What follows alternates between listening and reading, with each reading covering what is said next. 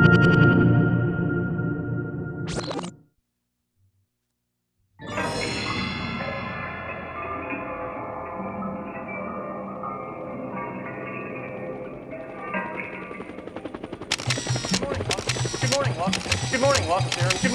to Aaron Mills Town Center. 3, 2, 1, take 2. Good morning, welcome to Aaron Mills Town Center, the home of the world's largest permanent point-of-purchase video wall installation. My name is Calvin Fluke, and I'm your video host all day here at EMTV. I want to take this opportunity to extend a very special and warm welcome to the film crew from Necessary Illusions. We've got an excellent lineup of television programming for you today, so let's get on with it.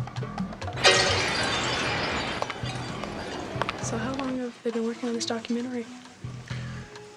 Gosh, they've been working on it, I don't know how long, but I know every country I show up, they're always there. They're there, huh? Yeah, they were in England, they were in Japan, all over the place. Jeez. They must have 500 hours worth of tape by now. But they put together a real doozy when they're done, huh? I can't imagine who's going to want to hear somebody talk for an hour, but I guess they know what they're doing. So where are y'all from? Florida. Florida? Yeah. Y'all talk like a chorus. We're making a film about Noam Chomsky. Does anybody know who Noam Chomsky is? No.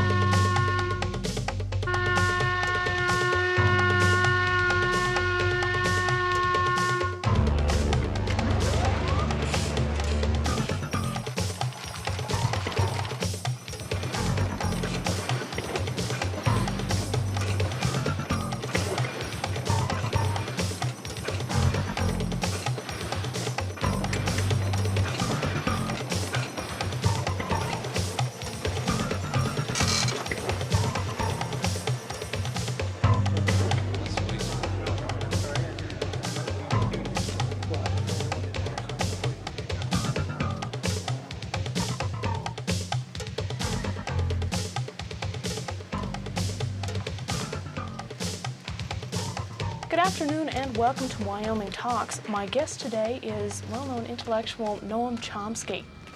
Thank you for being on our program today. Very glad to be here. Well, I know probably the main purpose for your trip to Wyoming is to discuss thought control in a democratic society.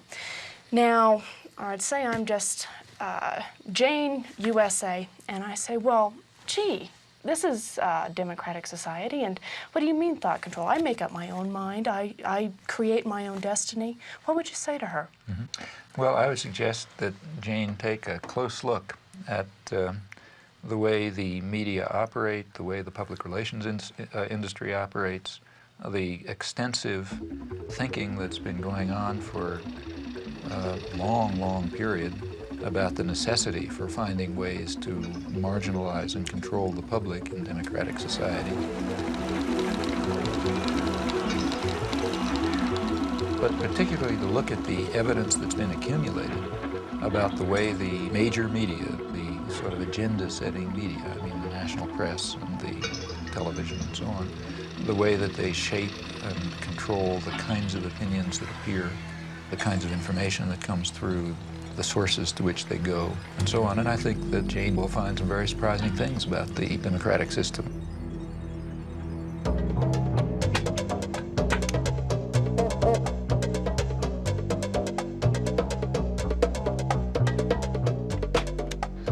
I'd like to welcome all of you to this lecture today.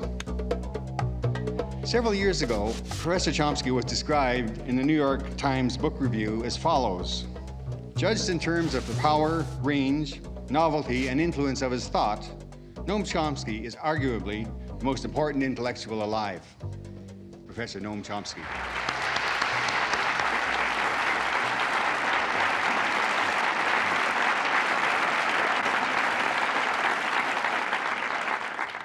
I gather there are some people out behind that blackness there, but if I don't look you in the eye, it's because I don't see you. All I see is the blackness. Perhaps I ought to begin by reporting something that's never read. The line about the arguably the most important intellectual in the world and so on, comes from a publisher's blurb, and you also always got to watch those things, because if you go back to the original, you'll find that that sentence is actually there. This is in the New York Times. But the next sentence is, since that's the case, how can he write such terrible things about American foreign policy? And they never quote that point. But in fact, if it wasn't for that second sentence, I would begin to think that I'm doing something wrong. And I'm not joking about that. It's true that the emperor doesn't have any clothes, but the emperor doesn't like to be told it. And the emperor's lapdogs, like the New York Times, are not going to enjoy the experience if you do. Good evening. I'm Bill Moyers. What's more dangerous, the big stick or the big lie? Governments have used both against their own people. Tonight I'll be talking with a man who has been thinking about how we can see the developing lie. He says that propaganda is to democracy what violence is to a dictatorship, but he hasn't lost faith in the power of common people to speak up for the truth. You have said that we live entangled in webs of endless deceit, that we live in a highly indoctrinated society where elementary truths are easily buried. Elementary truths such as? Such as the fact that we invaded South Vietnam, or the fact that we're standing in the way of significant, and have for years, of significant moves towards arms negotiation, or the fact that the military system is to a substantial extent, not totally, but to a substantial extent, a mechanism by which the general population is compelled to provide a subsidy to high technology industry. Since they're not going to do it if you ask them to, you have to deceive them into doing it. I think there are many truths like that, and we don't face them. Do you believe in common sense? I mean, you're Absolutely. You do? I believe in Cartesian common sense. I think people have the capacities to see through the deceit in which they're ensnared, but they got to make the effort. Seems a little incongruous to hear a man from the ivory tower of Massachusetts Institute of Technology, a scholar, a distinguished linguistics scholar, talk about common people with such appreciation. I think that scholarship, at least the field that I work in, has the opposite consequences. My own studies in language and human cognition demonstrate, to me at least, what remarkable creativity ordinary people have. The very fact that people talk to one another is a reflection, and just in the normal way, I don't mean anything particularly fancy, reflects deep-seated features of human creativity, which in fact separate human beings from any other biological system we know. Tonight, scientists talk to the animals, but are they talking back? The Journal with Barbara Frum and Mary Lou Finley. Communicating with animals is a serious scientific pursuit. This is Chomsky. Nim, jokingly named after the great linguist Noam Chomsky, was the great hope of animal communication in the 1970s. For 4 years, Petito and others coached him in sign language, but in the end, they decided it was a lost cause. Nim could ask for things, but not much more. I would have loved to have a conversation with Nim and understand how he looked at the universe. He failed to communicate that information to me. And we gave him every opportunity. Noam Chomsky, theorist of language and political activist, has had an extraordinary career. I can think of none like it in recent American history, and few anywhere at any time. He has literally transformed the subject of linguistics. At the same time, he's become one of the most consistent critics of power politics in all its protean guises. Scholar and propagandist, his two careers apparently reinforce each other. In 1957, he published his Syntactic Structures, which began what has frequently been called the Chomskyan Revolution in linguistics. Like a latter-day Copernicus, Chomsky proposed a radically new way of looking at the theory of grammar. Chomsky worked out the formal rules of a universal grammar which generated the specific rules of actual or natural languages. The general approach I'm taking seems to me rather simple-minded and unsophisticated, but nevertheless correct. Maybe I will use the blackboard. Later he came to argue that such systems are innate features of human beings. They belong to the characteristics of the species and have been, in effect, programmed into the genetic equipment of the mind like the machine language in a computer. One needn't be interested in this question, of course. I am interested in it. And the interesting question from this point of view would be, what is the nature of the initial state? That is, what is human nature in this respect? That in turn explains the astonishing. You try the next one. Facility. That in turn explains the astonishing facility that children have in learning the rules of natural language, no matter how complicated, incredibly quickly, from what are imperfect and often degenerate samples. Complicated. It's a complicated word. You know what complicated means? It means it's complicated.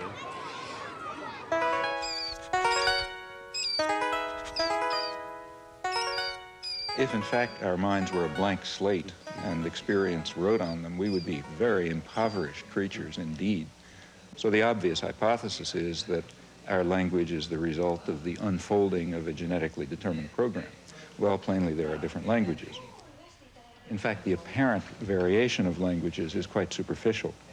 It's certain, as certain as anything else, is that humans are not genetically programmed to learn one or another language. So you bring up a Japanese baby in Boston, it'll speak Boston English, and you bring up my child in Japan, it'll speak Japanese.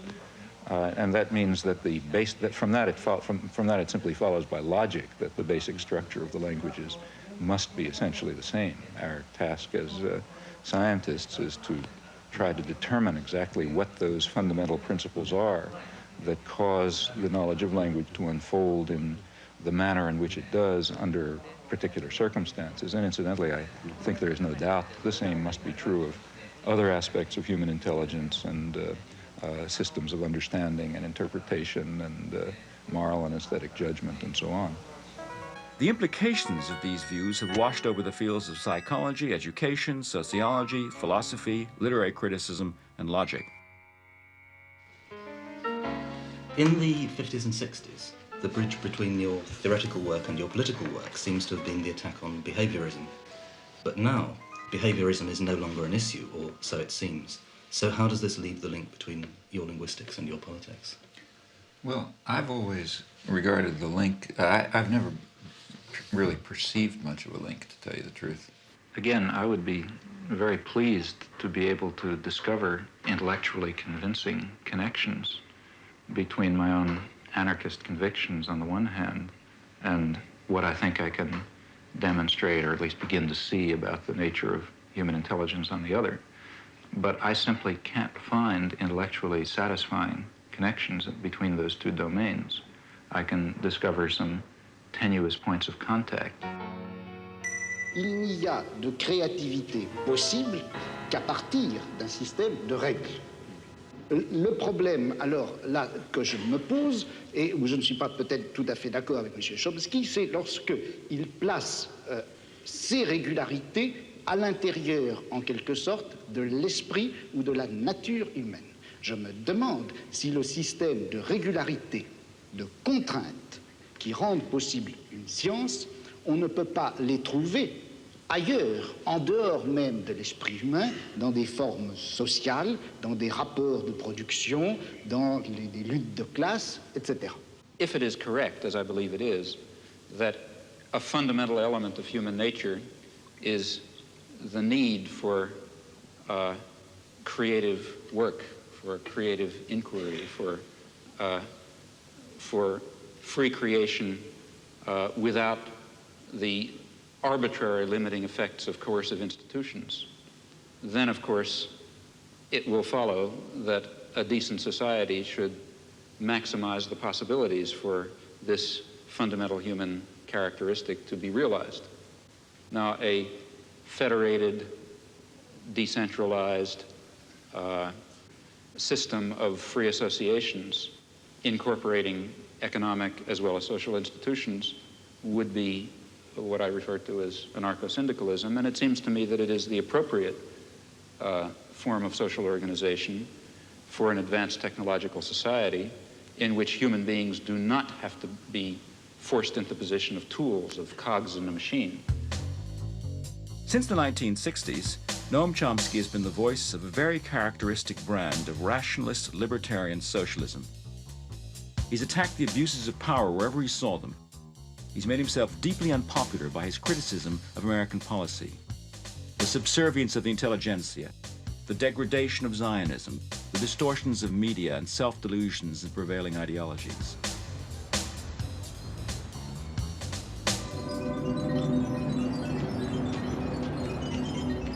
Under the liberal administrations of the 1960s, the club of academic intellectuals designed and implemented the Vietnam War and other similar, though smaller, actions.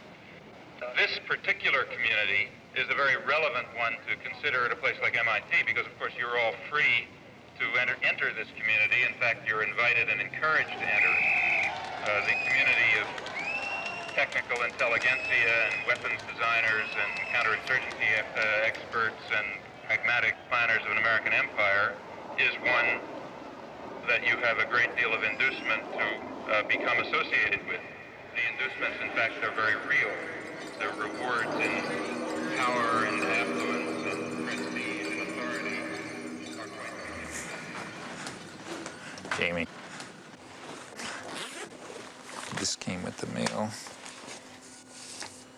Be with you in a second. Oh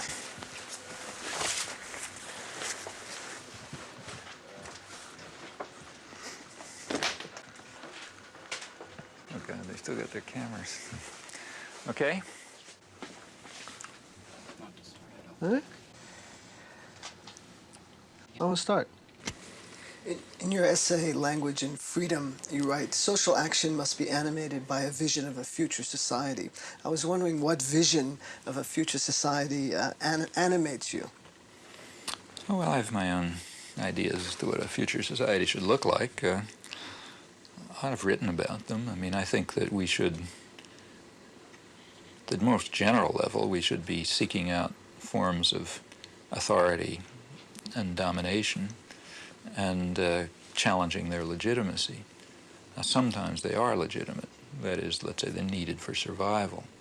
So, for example, I wouldn't suggest that during the Second World War, the forms of authority, we had a totalitarian society, basically, and I thought there was some justification for that under the wartime conditions.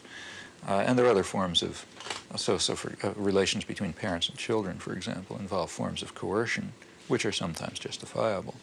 But any form of coercion and control requires justification, and most of them are completely unjustifiable. Now, at various stages of human civilization, it's been possible to challenge some of them, but not others. Others are too deep-seated, or you don't see them, or whatever. And so at any particular point, you try to detect those forms of authority and domination which are subject to change and which do not have any legitimacy, in fact, which often strike at fundamental human rights and your understanding of fundamental human nature and rights. Well, what are the major things, say, today? There are some that are being addressed in a way. The feminist movement is addressing some. The civil rights movement is addressing others. The one major one that's not being seriously addressed is the one that's really at the core of the system of domination, and that's private control over resources. And that means an attack on the fundamental structure of state capitalism. Now, I think that's in order. That's not something far off in the future. Your life work. The alphabet has only 26 letters. With these 26 magic symbols, however, millions of words are written every day. Nowhere else are people so addicted to information and entertainment via the printed word. Every day the world comes thumping on the American doorstep, and nothing that happens anywhere remains long a secret from the American newspaper reader. It comes to us pretty casually, the daily paper. But behind its arrival on your doorstep is one of journalism's major stories, how it got there. There is a standard view about democratic societies and the role of the media within them. It's expressed, for example, by Supreme Court Justice Powell when he spoke of the crucial role of the media in affecting the societal purpose of the First Amendment, namely enabling the public to assert meaningful control over the political process. That kind of formulation expresses the understanding that democracy requires free access to information and ideas and opinion, the same conceptions hold not only with regard to the media, but with regard to educational institutions, publishing, the intellectual community generally. It is basic to the health of a democracy that no phase of government activity escape the scrutiny of the press. Here, reporters are assigned to stories fateful not only to our nation, but to all nations. Congress, says the First Amendment, shall pass no law abridging the freedom of the press. And the chief executive himself throws open the doors of the White House to journalists representing papers of all shades of political opinion.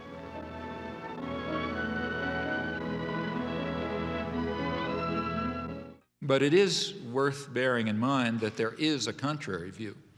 And in fact, the contrary view is very widely held and deeply rooted in our own civilization.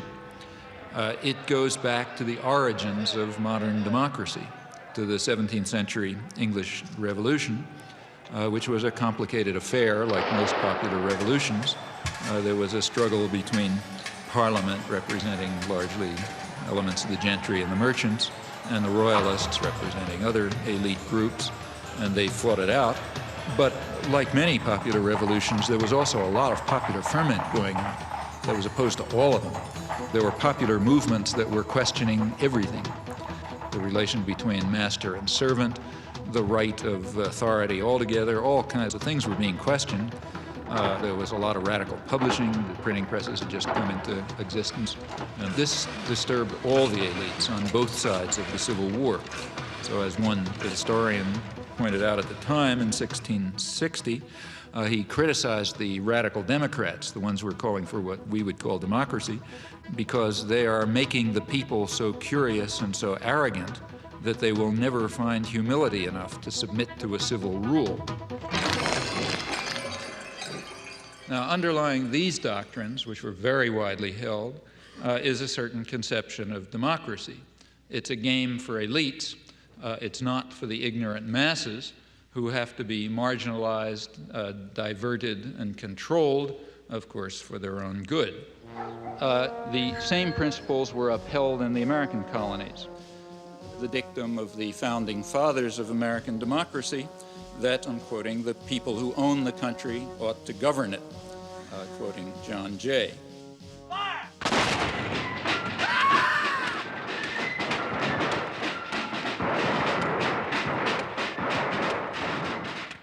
Now, in modern times, for elites, this contrary view about the intellectual life and the media and so on, this contrary view, in fact, is the standard one, I think, apart from rhetorical flourishes. From Washington, D.C., he's intellectual, author, and linguist, Professor Noam Chomsky. Manufacturing Consent. What is that title meant to describe? Well, the title is actually borrowed from a book by Walter Lippmann, written back around 1921, in which he described what he called the manufacture of consent as a revolution in the practice of democracy. What it amounts to is a technique of control. And he said this was useful and necessary because the common interests, the general concerns of all people, elude the public. The public just isn't up to dealing with them, and they have to be the domain of what he called a specialized class. Notice that that's the opposite of the standard view about democracy. There's a version of this expressed by the highly respected moralist and theologian Reinhold Niebuhr, who was very influential on contemporary policymakers. His view was that rationality belongs to the cool observer, but because of the stupidity of the average man, he follows not reason but faith. And this naive faith requires necessary illusion and emotionally potent oversimplifications, which are provided by the myth maker to keep the ordinary person on course.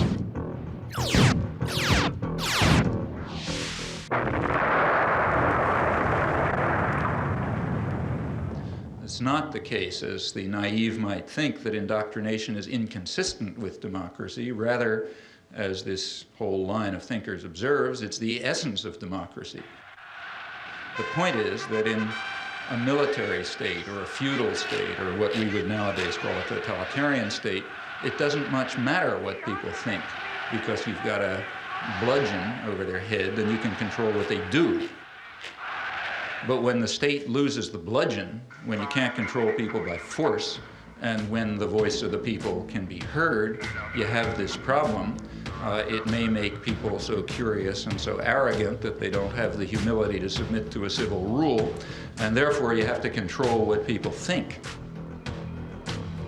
And the standard way to do this is the resort to what in more honest days used to be called propaganda. Manufacture of consent, creation of necessary illusions, various ways of either marginalizing the general public or reducing them to apathy in some fashion.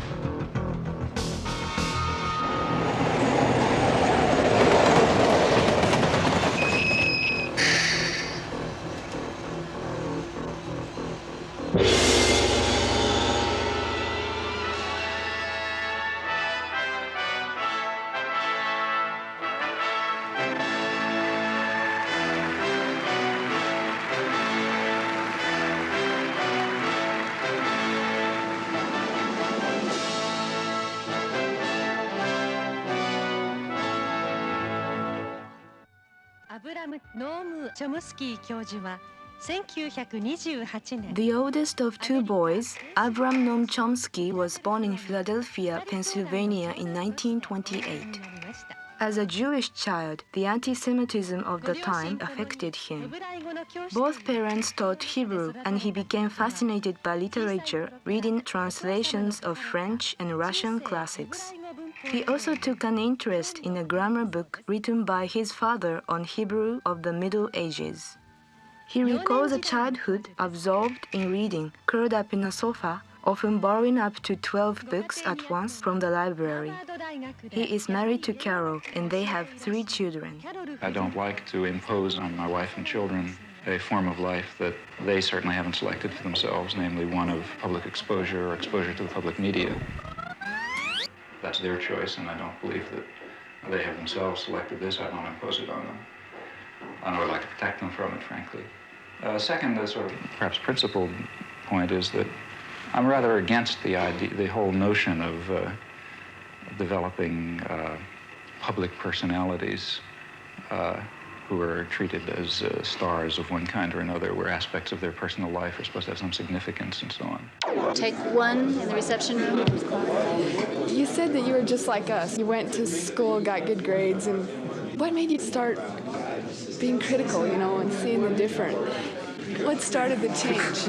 Well, there are all kinds of personal factors in anybody's life. First of all, don't forget I grew up in a depression.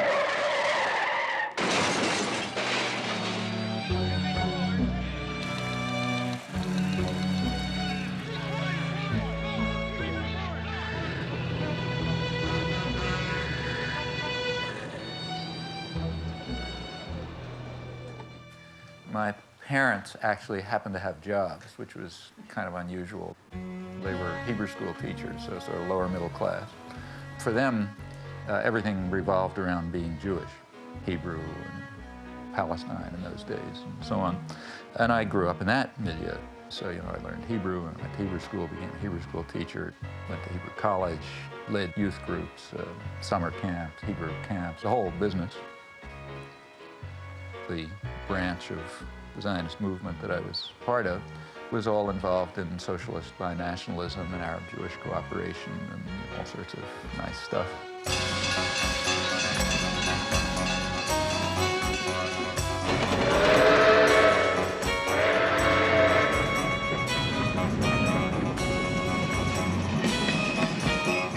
What did they think of your hopping on a train and going up to New York and hanging out at anarchist bookstores on 4th Avenue and talking to They didn't mind your because working class relatives there? I mean, I don't want to totally trust my childhood memories, obviously, but the family was split up. Like a lot of Jewish families, it went in all sorts of directions.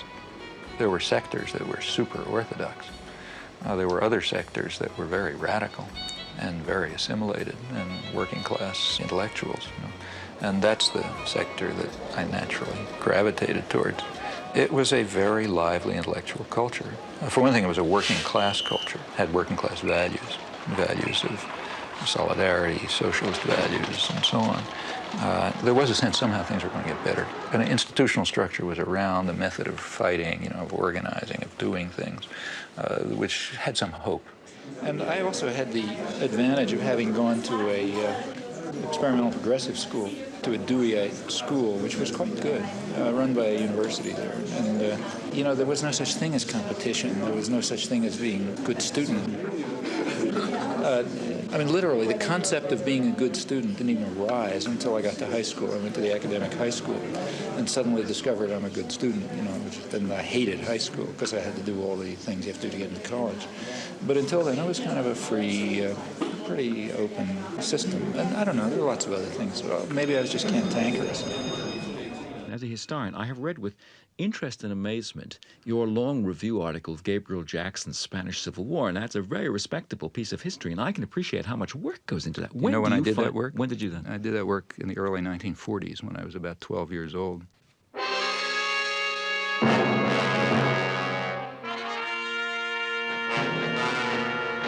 The first article I wrote was right after the fall of Barcelona in the school newspaper. It was a lament about the rise of fascism in 1939. Actually, I guess one of the people who was the biggest influence in my life was an uncle who had never gone past 4th grade. He was, you know, had a background in crime, and then left-wing politics and all sorts of things. But he was a hunchback. And as a result, he could get a newsstand in New York. They had some program for people with physical disabilities. And some of you are from New York, I guess. You know, well, you know the 72nd Street kiosk? You know that? Right, that's right. That's where I got my political education. At 72nd Street, there's a place where you come out of the subway, and everybody goes towards 72nd Street. And there were 2 newsstands on that side, which were doing fine. And there's 2 newsstands on the back. And nobody comes out the back, you know, and that's where his news is. But it was a very lively place. He was a very bright guy. It was the 30s.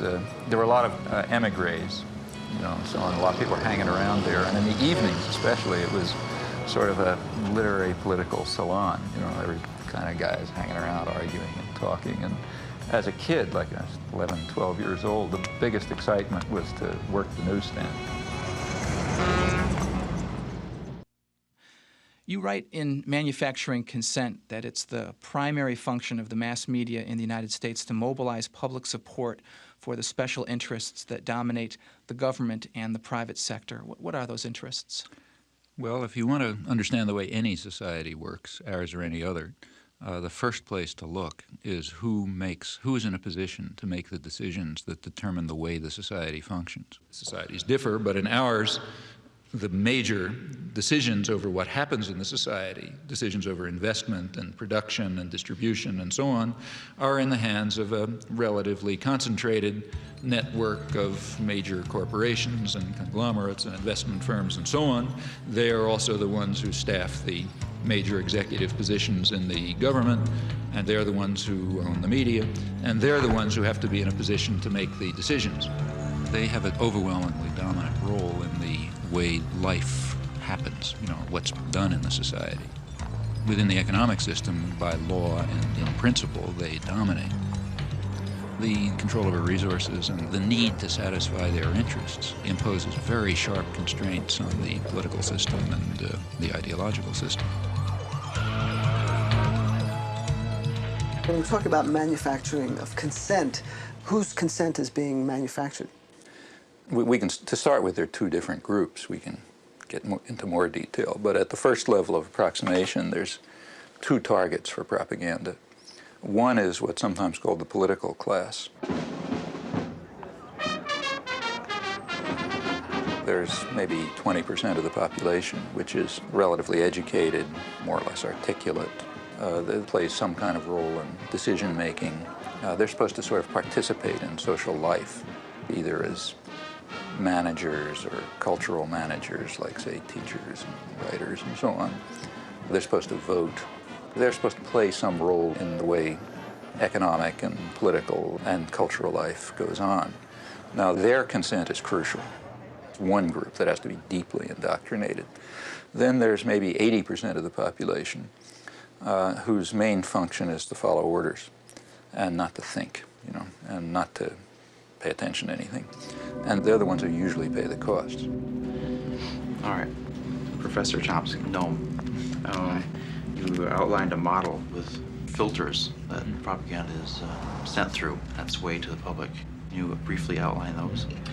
It's basically an institutional analysis of the major media, what we call a propaganda model. We're talking primarily about the national media, those media that sort of set a general agenda that others more or less adhere to the extent that they even pay much attention to national or international affairs. Now, the elite media are the sort of the agenda-setting media. That means the New York Times, the Washington Post, the major television channels, and so on. They set the general framework. Local media more or less adapt to their structure. World News. You get a soundbite that says that there's a beachhead. I think 628 is a good one. Yeah, but I think 6 is a good start. This is the operative soundbite for us. He's out. He really knows how to play this. He's got a minute for all the time, so that's. I love this soundbite. Okay, well, and they do this in all sorts of ways, by selection of topics, by distribution of concerns, by emphasis and framing of issues, by filtering of information, by bounding of debate within certain limits. 2.5 minutes to air. 45 seconds. They determine, they select, they shape, they control, they restrict in order to serve the interests of dominant elite groups in the society. There is an unusual amount of attention focused today on the 5 nations of Central America. This is Democracy's Diary. Here for our instruction are triumphs and disasters, the pattern of life's changing fabric. Here is great journalism, a revelation of the past, a guide to the present, and a clue to the future.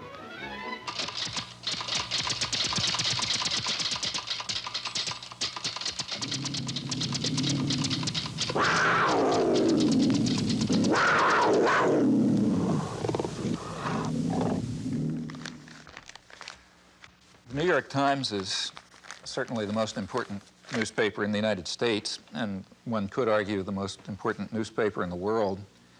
The New York Times plays an enormous role in shaping the perception of the current world on the part of the politically active, educated classes. Also, the New York Times has a special role, and I believe its editors probably feel that they bear a heavy burden in the sense that the New York Times creates history. What happened years ago may have a bearing on what happens tomorrow. Millions of clippings are preserved in the Times library, all indexed for instant use, a priceless archive of events and the men who make them.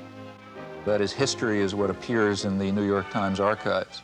The place where people will go to find out what happened is the New York Times. Therefore, it's extremely important, if history is going to be shaped in an appropriate way, that certain things appear, certain things not appear, certain questions be asked, other questions be ignored, and that issues be framed in a particular fashion. Now, in whose interests is the history being so shaped? Well, I think that's not very difficult to answer. The process by which people make up their minds on this is a much more mysterious process than you would ever guess from reading Manufacturing Consent. There is a saying about legislation that legislation is like making sausage, that the less you know about how it's done, the better for your appetite. The same is true of this business. If you're in a conference in which decisions are being made on what to put on page 1 or whatnot, you would get, I think, the impression that important decisions were being made in a flippant and frivolous way. But in fact, given the pressures of time to trying to get things out, you resort to a kind of a shorthand. And you have to fill that paper up every day. It's curious in a kind of a mirror image way that Professor Chomsky is in total accord with Reed Irvine, who at the right-wing end of the spectrum says exactly what Chomsky does about the insinuating influence of the press, of the big media, as, quote, agenda setters, to use one of the great buzzwords of the time. And, of course, Reed Irvine sees this as a left-wing conspiracy of foisting liberal ideas in both domestic and foreign affairs on the American people. But in both cases, I think that the premise really is an insult to the intelligence of the people who consume news.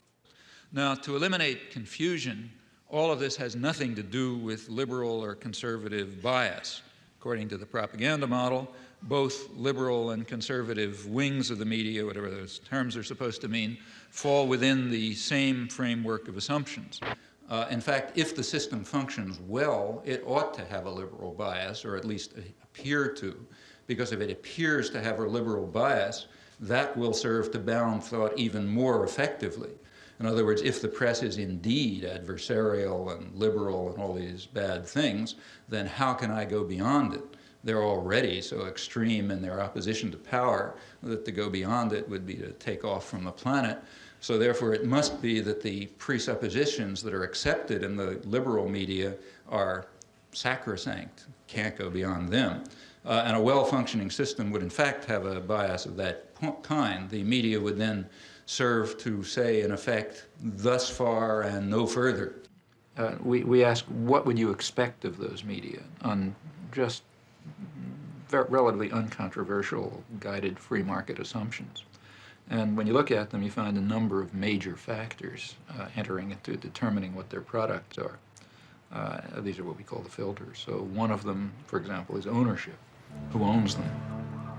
The major agenda-setting media, after all, what are they? As institutions in the society, what are they?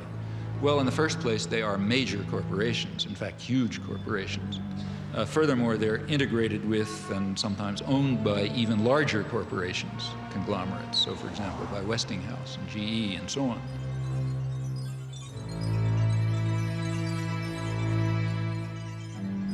What I wanted to know was how specifically the elites control the media.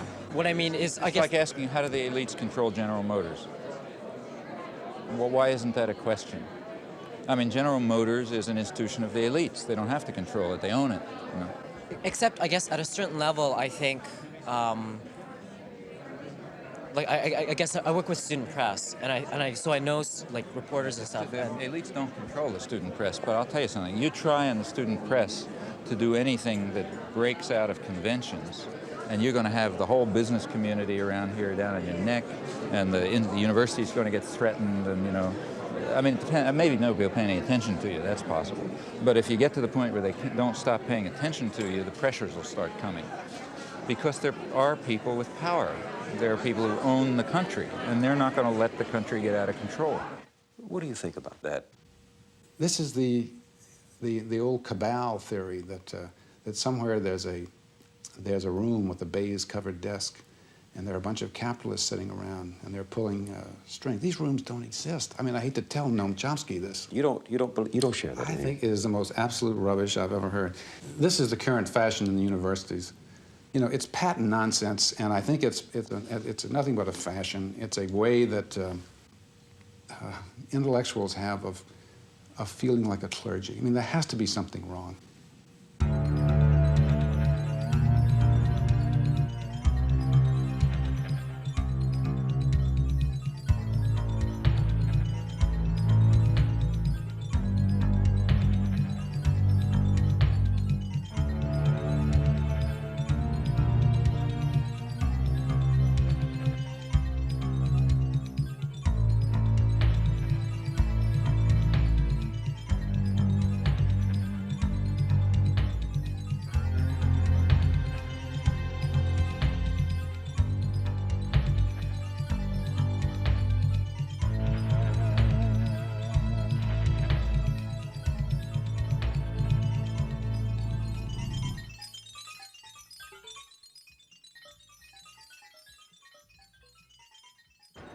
So what we have in the first place is major corporations, which are parts of even bigger conglomerates. Now, like any other corporation, they They have a product which they sell to a market. The market is advertisers, that is, other businesses. What keeps the media functioning is not the audience. They make money from their advertisers. And remember, we're talking about the elite media, so they're trying to sell a good product, a product which raises advertising rates. And ask your friends in the advertising industry, that means that they want to adjust their audience to the more elite and affluent audience. That raises advertising rates. So what you have is institutions, corporations, big corporations, that are selling relatively privileged audiences to other businesses. Well, what point of view would you expect to come out of this? I mean, without any further assumptions, what you'd predict is that what comes out is a picture of the world, a perception of the world, that satisfies the needs and the interests and the perceptions of the sellers, the buyers, and the product. Now, there are many other factors that press in the same direction. If people try to enter the system who don't have that point of view, they're likely to be excluded somewhere along the way. After all, no institution is going to happily design a mechanism to self-destruct. It's not the way institutions function. So they all work to exclude or marginalize or eliminate dissenting voices or alternative perspectives and so on because they're dysfunctional. They're dysfunctional to the institution itself. Do you think you've escaped the ideological indoctrination of the media and of society that you grew up in? Have I? Mm-hmm. Often not. I mean, when I look back and think of the things that I haven't done that I should have done, it's very, it's not a pleasant experience. So what's the story of young Noam in the schoolyard? Yeah, I mean, that was a personal thing for me. I don't know why it should interest anyone else, but I do remember. Well, you drew certain conclusions from Well, it. yeah, I mean, it had a big influence on me. I mean, I remember when I was about 6, I guess, first grade.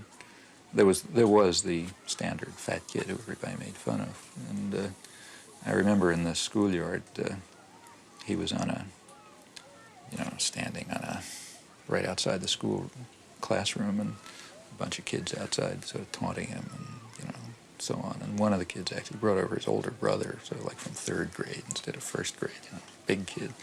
And he was going to, beat him up or something. And I remember going up to stand next to him, feeling somebody ought to help him. And I did for a while, and then I got scared, and I went away, and I was very much ashamed of it afterwards, and sort of felt, not going to do that again. That's a feeling that's stuck with me.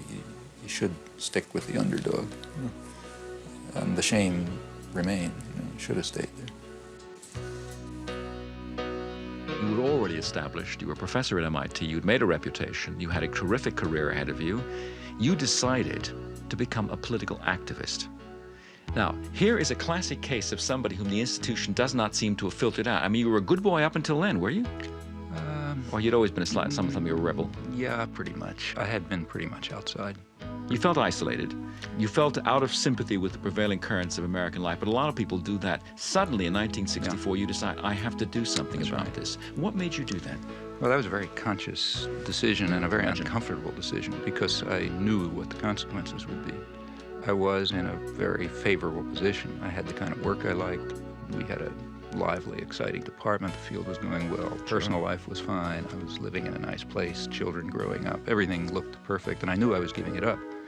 And at that time, remember, it was not just giving talks. I began involved right away in resistance. And I expected to spend years in jail and came very close to it. In fact, my wife went back to graduate school in part because we assumed she's going to have to support the children. These were the expectations.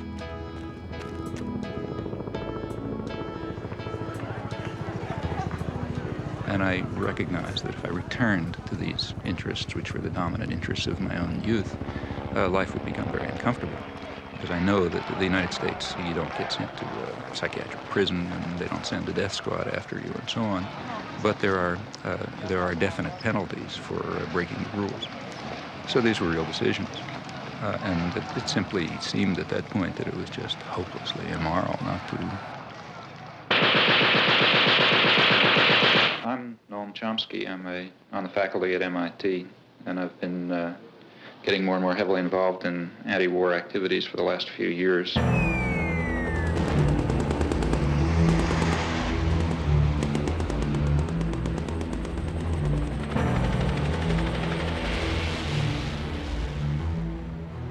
beginning with writing articles and making speeches and speaking to congressmen and that sort of thing, and gradually getting involved more and more directly in resistance activities of various sorts. I've come to the feeling myself that the most effective form of political action that is open to a responsible and concerned citizen at the moment is action that really involves direct resistance, refusal to take part in what I think are war crimes, to raise the domestic cost of American aggression overseas through non-participation and support for those who are refusing to take part, in particular draft resistance throughout the country.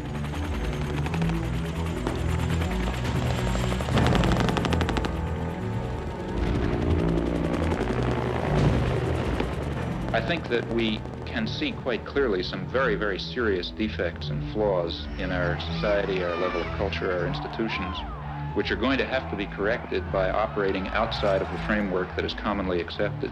I think we're going to have to find new ways of political action.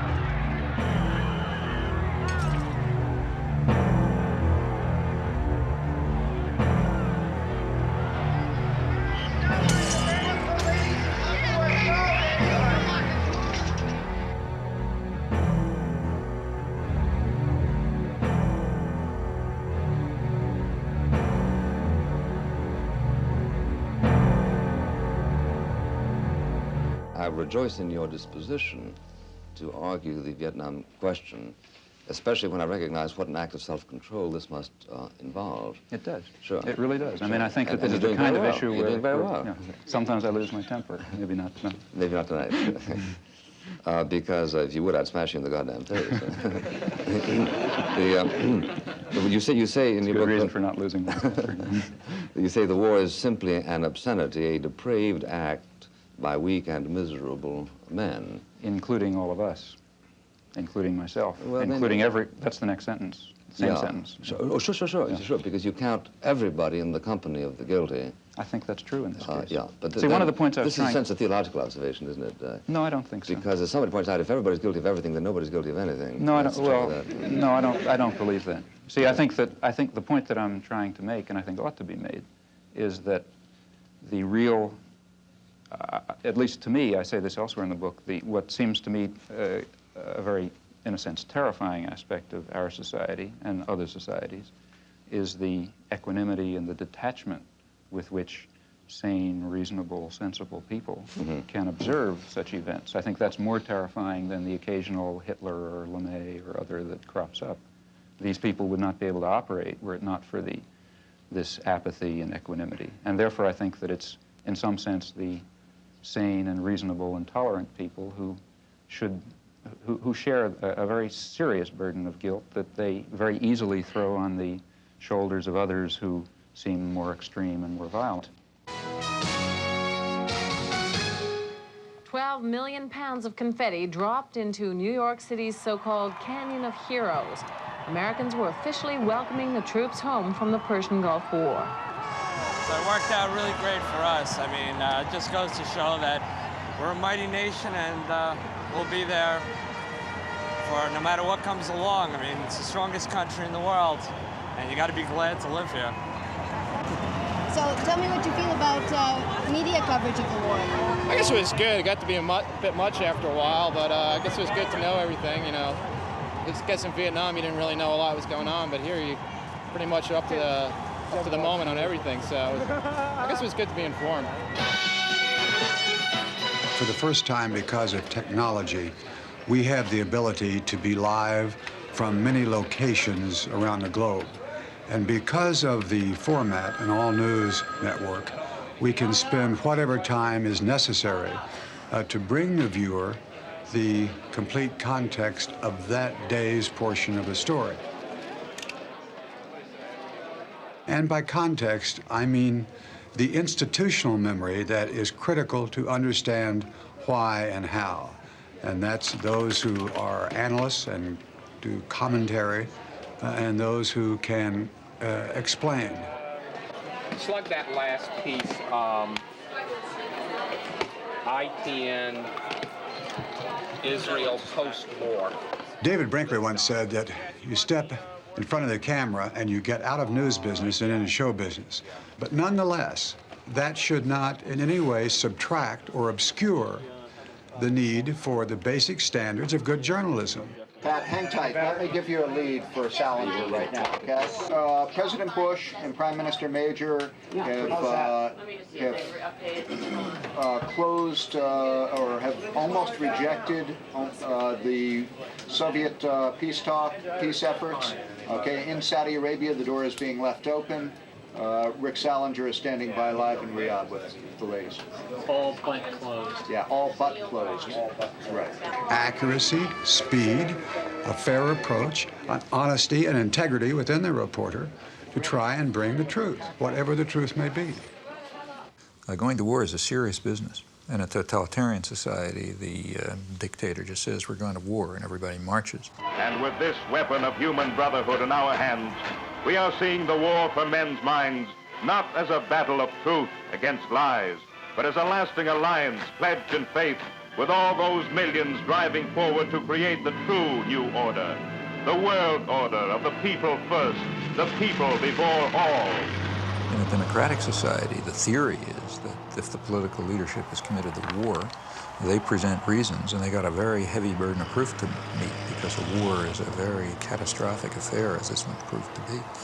The role of the media at that point is to present the relevant background. For example, the possibilities of peaceful settlement, such as what they may be, have to be presented, and then to offer a forum, in fact, encourage a forum of debate over this very dread decision to go to war and, in this case, kill hundreds of thousands of people and leave two countries wrecked and so on. That never happened. There was never, well, you know, when I say never, I mean 99.9% of the discussion excluded the option of a peaceful settlement. At Washington's Office of War Information falls one of the most vital and constructive tasks of this war. This is a people's war, and to win it, the people ought to know as much about it as they can. This office will do its best to tell the truth and nothing but the truth, both at home and abroad. First weapon in this worldwide strategy of truth is the great machine of information represented by the free press, with its powers of molding public thought and leading public action, with all its lifelines for the exchange of new ideas between fighting nations spread across the earth. Every time George Bush would appear and say there will be no negotiations, there would be, 100 editorials the next day lauding him for going the last mile for diplomacy. If he said you can't reward an aggressor, instead of cracking up in ridicule the way people did in civilized sectors of the world, like the whole third world, the media said, oh man, a fantastic principle, The invader of Panama, the only head of state, stands condemned for aggression in the world. The guy who was head of the CIA during the Timor aggression, he says aggressors can't be rewarded. The media just applauded. The motion picture industry, with its worldwide organization of newsreel camera crews, invaluable for bringing into vivid focus the background drama and perspectives of the war. Mobilized, too, in this all-out struggle for men's minds are the radio networks, with all their experience in the swift reporting of great occasion and event. From every strategic center and frontline stronghold, their reporters are sending back the lessons of new tactics, new ways of war. The result was it's a media war. I mean, there's tremendous fakery all along the line. The UN is finally living up to its mission, wondrous sea change, the New York Times told us. The only wondrous sea change was that for once the United States didn't veto a Security Council resolution against aggression. People don't want a war unless you have to have one. And they would have known that you don't have to have one. Well, the media kept people from knowing that. And that means we went to war very much in the manner of a totalitarian state, thanks to the media subservience. That's the big story.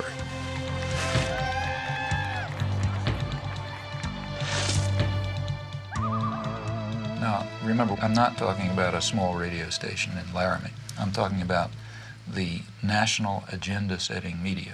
If you're on a radio news show in Laramie, chances are very strong that you pick up what was in the Times that morning and you decide that's the news. In fact, if you follow the AP wires, you find that in the afternoon, they send across tomorrow's front page of the New York Times.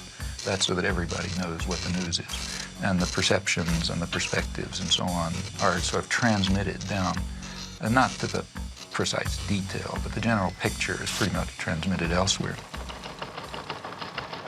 The foreign news comes here to the foreign news desk. The editor is Bob Hanley. Bob, I suppose you get far more foreign news than you can possibly use in the paper. Yes, we do. We get a great deal more than we can accommodate in a day. And your job is to weed it out, I suppose. This is the selection center, as it were. And when I have selected it, I pass it across the desk to one or the other of these sub-editors. It comes back to me, and on this chart, I design the page. That is page 1 and page 2. Fine, Bob. Thank you very much.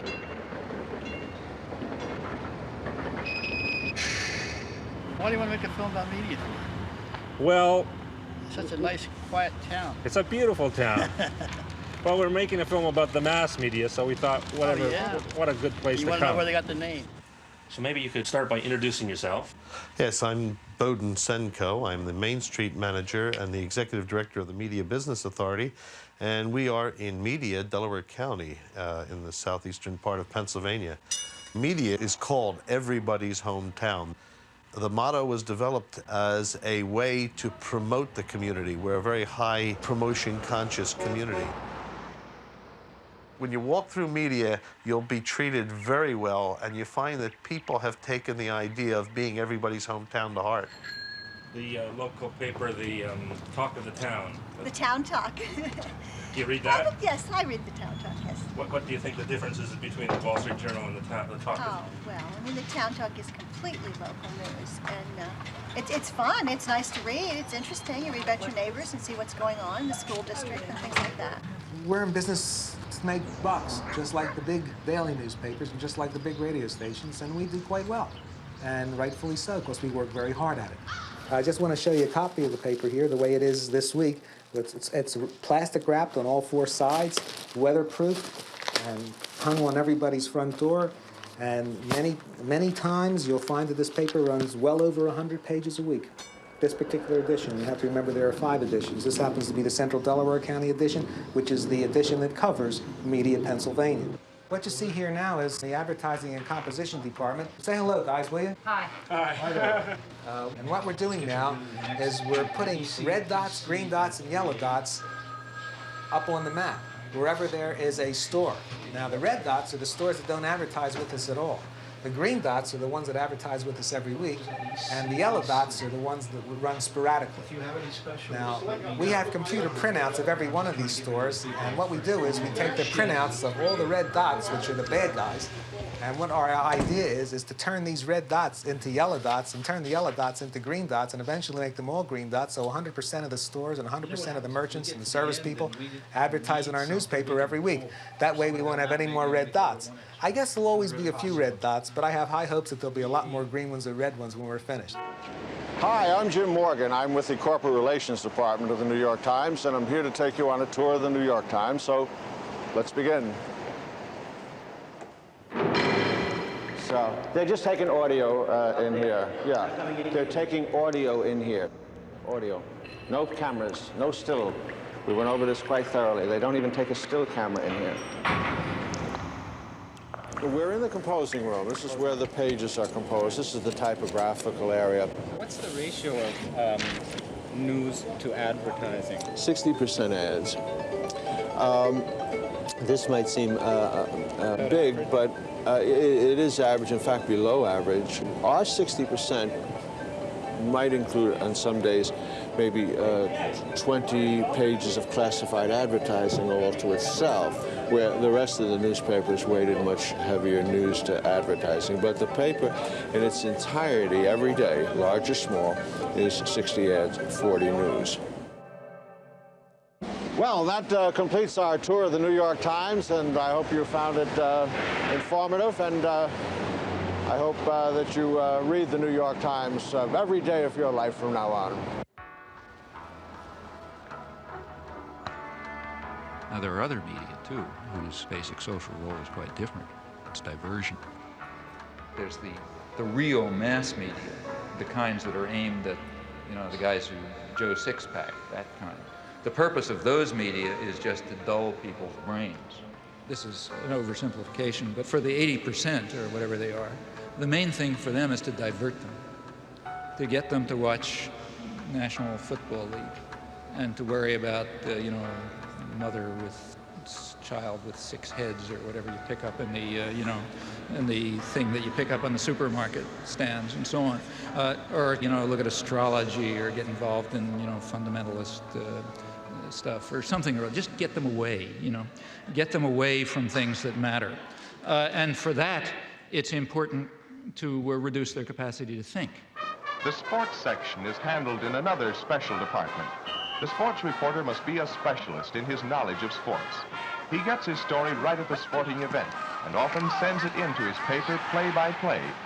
Take, say, sports. That's another crucial example of the indoctrination system, in my view. For one thing, because it offers people something to pay attention to that's of no importance, that keeps them from worrying about, keeps them from worrying about things that matter to their lives that they might have some idea about doing something about. And in fact, it's striking to see the intelligence that's used by ordinary people in sports. I mean, you listen to radio stations where people call in. They have the most exotic information and understanding about, all kind of arcane issues. And the press undoubtedly does a lot with this. I remember in high school already, I was pretty old, I suddenly asked myself at one point, why do I care if my high school team wins the football game? I mean, I don't know anybody on the team, I mean, they have nothing to do with me. I mean, why am I cheering for my team? It doesn't make any sense, But the point is, it does make sense. It's a way of building up irrational attitudes of submission to authority and, group cohesion behind, leadership elements. In fact, it's training in irrational jingoism. That's also a feature of competitive sports. I think if you look closely at these things, I think typically they do have functions. And that's why energy is devoted to supporting them and creating a basis for them, and advertisers are willing to pay for them and so on. I'd like to ask you a question essentially about the methodology in studying the propaganda model and how would one go about doing that? Well, there are a number of ways to proceed. One obvious way is to try to find more or less paired examples. History doesn't offer true controlled experiments, but it often comes pretty close. So one can find atrocities or abuses of one sort that on the one hand are committed by official enemies and on the other hand are committed by friends and allies or by the favored state itself, by the United States in the U.S. case. And the question is whether the media accept the government framework or whether they use the same agenda, the same set of questions, the same criteria for dealing with the two cases as any honest outside observer would do. If you think America's involvement in the war in Southeast Asia is over, think again. The Khmer Rouge are the most genocidal people on the face of the earth. Peter Jennings reporting from the killing fields, Thursday. I mean, the great act of genocide in the modern period is Pol Pot, 1975 through 1978. That atrocity, I think it would be hard to find any example of a comparable outrage and outpouring of fury and so on and so forth. So that's one atrocity. Well, it just happens that in that case, history did set up a controlled experiment. Have you ever heard of a place called East Timor? I can't say that I have. Where? East Timor? Nope. No, huh? Well, it happens that right at that time there's another atrocity, very similar in character, but differing in one respect. We were responsible for it, not Pol Pot. Hello, I'm Louise Penny, and this is Radio Noon. If you've been listening to the program fairly regularly over the last few months, you'll know East Timor has come into the conversation more than once, particularly when we were talking about foreign aid and also the war and a new world order. People wondered why, if the UN was serious about a new world order, no one was doing anything to help East Timor. The area was invaded by Indonesia in 1975. There are reports of atrocities against the Timorese people. And yet Canada and other nations have consistently voted against UN resolutions to end the occupation. Today, we're going to take a closer look at East Timor, what's happened to it, and why the international community is doing nothing to help. One of the people who have been most active is Elaine Bruyere, a photojournalist from British Columbia. She's the founder of the East Timor Alert Network, and she joins me in studio now. Hello. Hi. One tragedy compounding a tragedy is that a lot of people don't know much about East Timor. Where is it? East Timor is just north of Australia, about 420 kilometers, and it's right between the Indian and Pacific Oceans. Just south of East Timor is a deep-water sea lane, perfect for U.S. submarines to pass through. There's also huge oil reserves there. One of the unique things about East Timor is that it's truly one of the last surviving ancient civilizations in that part of the world. The Timorese spoke 30 different languages and dialects amongst a group of 700,000 people. Today, less than 5% of the world's people live like the East Timorese, basically self-reliant. They live really outside of the global economic system. Small societies like the East Timorese are much more democratic and much more egalitarian, and there's much more sharing of power and wealth. Before the Indonesians invaded, most people lived in small rural villages.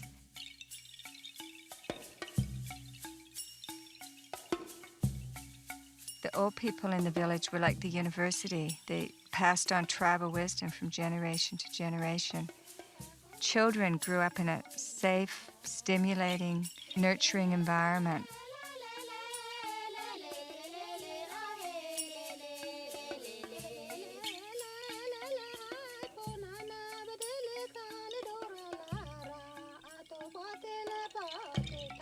A year after I left East Timor, I was appalled when I heard that Indonesia had invaded.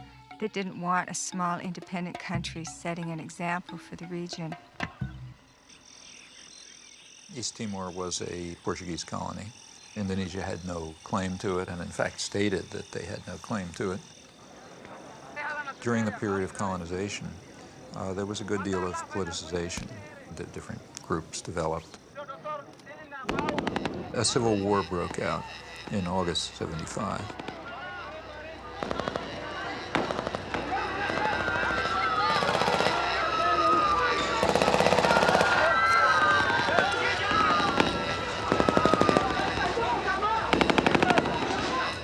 It ended up in a victory for Fredlin, which was one of the groupings, described as populist Catholic in character with some typical leftish rhetoric. Indonesia at once started intervening. What's the situation? When did those ships come in? They start arriving since Monday. 6, 7 boats together, very close to our border. No, they're not there just for fun, you know. They're preparing a massive operation. Something happened here last night that moved us very deeply. It was so far outside our experience as Australians that we'll find it very difficult to convey to you, but we'll try. Sitting on woven mats under a thatched roof in a hut with no walls, we were the target of a barrage of questioning from men who know they may die tomorrow and cannot understand why the rest of the world does not care. That's all they want, for the United Nations to care about what is happening here. The emotion here last night was so strong that we, all three of us, felt we should be able to reach out into the warm night air and touch it. Greg Shackleton at an unnamed village, which we'll remember forever in Portuguese Timor.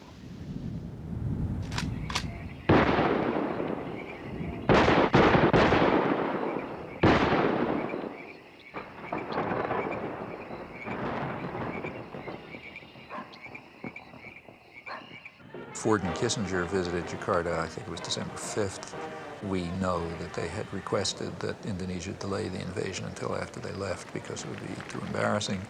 And within hours, I think, after they left, the invasion took place on December 7th. What happened on December 7th in 1975 is just one of the great evil deeds of history. Early in the morning, bombs began dropping on Dili.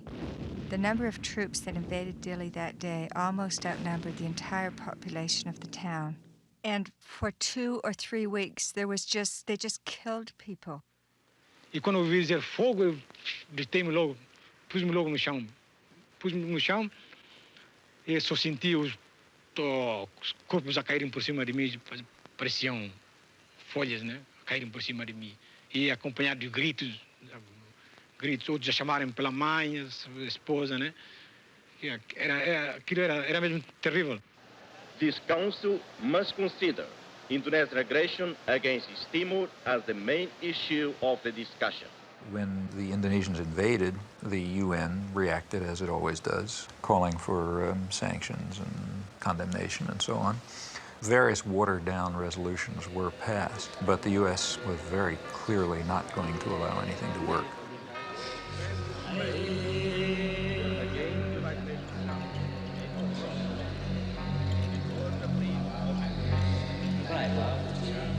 So the Timorese were fleeing into the jungles by the thousands. By late 1977-78, Indonesia set up receiving centers for those Timorese who came out of the jungle waving white flags.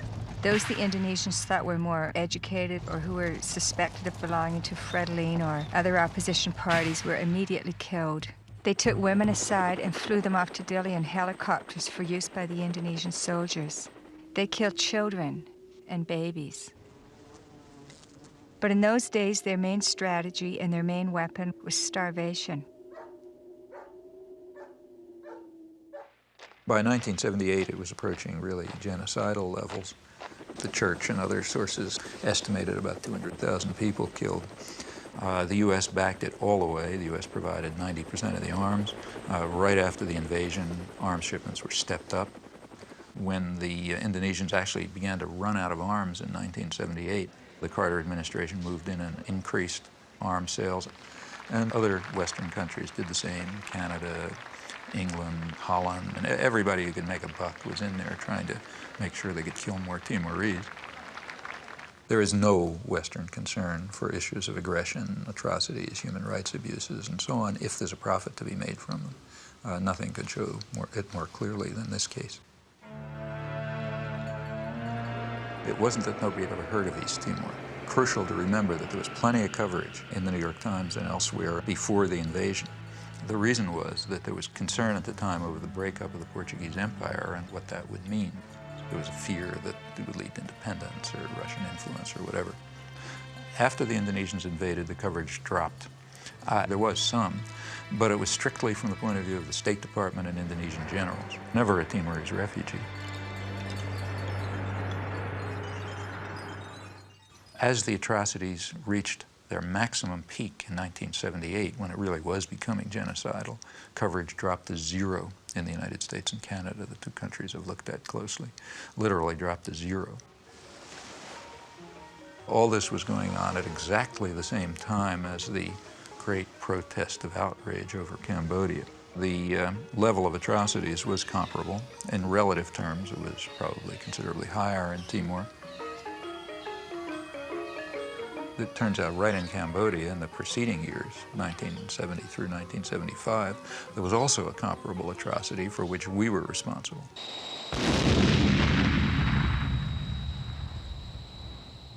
The major U.S. attack against Cambodia started with the bombings of the early 1970s. They reached a peak in 1973, and they continued up till 1975. They were directed against inner Cambodia. Very little is known about them because the media wanted it to be secret. They knew it was going on, they just didn't want to know what was happening. The CIA estimates about 600,000 killed during that 5-year period, which is mostly either U.S. bombing or a U.S.-sponsored war. So that's pretty significant killing. But also, the conditions in which it left Cambodia were such that high U.S. officials predicted that about 1 million people would die in the aftermath, just from hunger and disease because of the wreckage of the country. Pretty good evidence from U.S. government sources and scholarly sources that the intense bombardment was a significant force, maybe a critical force in building up peasant support for the Khmer Rouge, who before that were a pretty marginal element.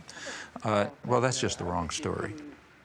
After 1975, atrocities continued, and that became the right story, because now they're being carried out by the bad guys. Well, it was bad enough. In fact, current estimates are that Well, you know, they vary. I mean, the CIA claimed 50 to 100,000 people killed, and maybe another million or so who died one way or another.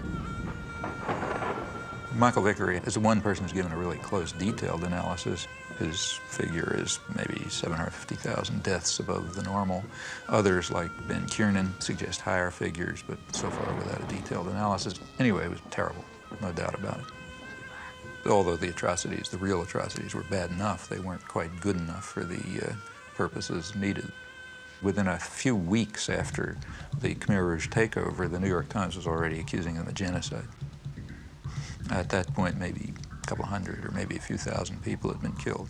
And from then on, it was a drumbeat, a chorus of genocide.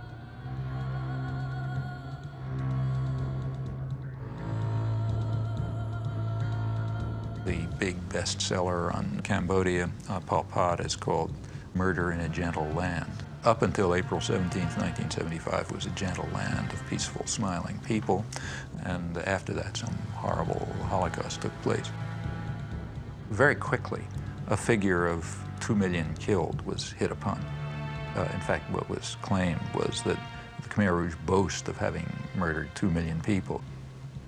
Facts are very dramatic. In the case of atrocities committed by the official enemy, extraordinary show of outrage, exaggeration, no evidence required, faked photographs are fine, anything goes. Also, a vast amount of lying. I mean, an amount of lying that would have made Stalin cringe. It was fraudulent, and we know that it was fraudulent by looking at the response to comparable atrocities for which the United States was responsible. Early 70s Cambodia, Timor, two very closely paired examples. Well, the media response was quite dramatic.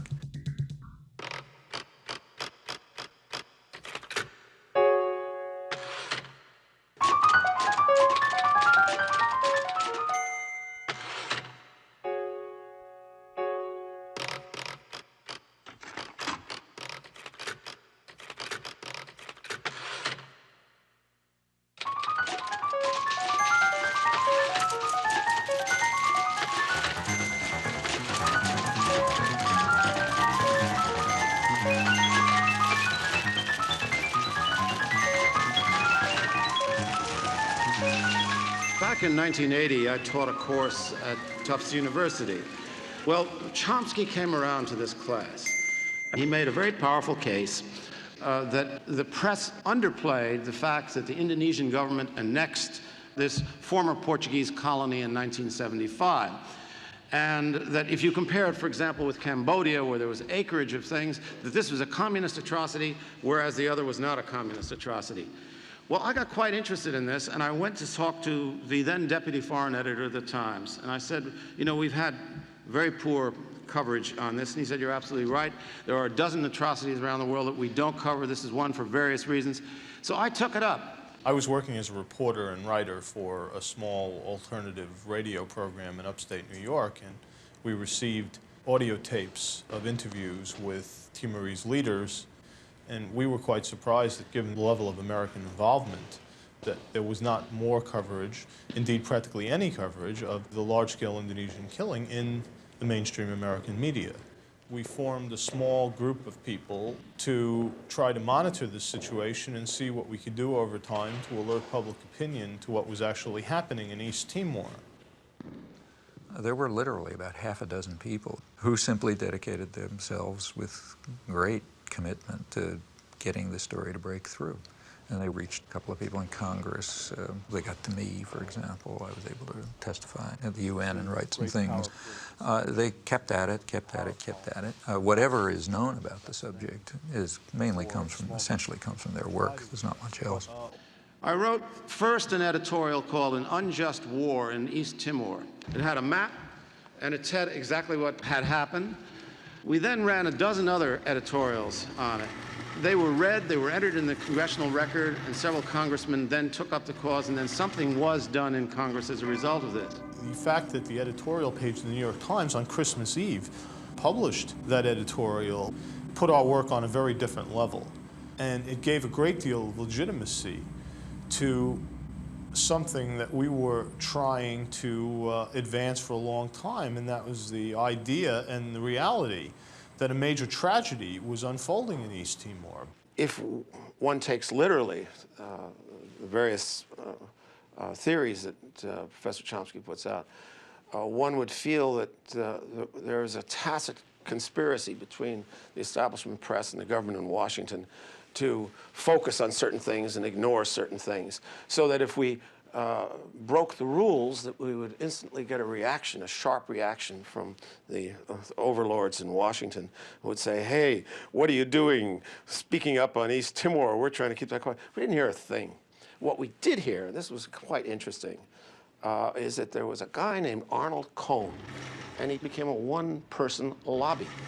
I appreciate the nice things that Karl Meyer said about me in his interview, but I object to the notion that a one-man lobby was formed or anything like that. I think that if there weren't a large network composed of the American Catholic Bishops' Conference, composed of other church groups, composed of human rights groups, composed of simply concerned citizens and others, and a network of concern within the news media, I think that it would have been impossible to do anything at all at any time, and it certainly would have been impossible to sustain things for as long as they've been sustained.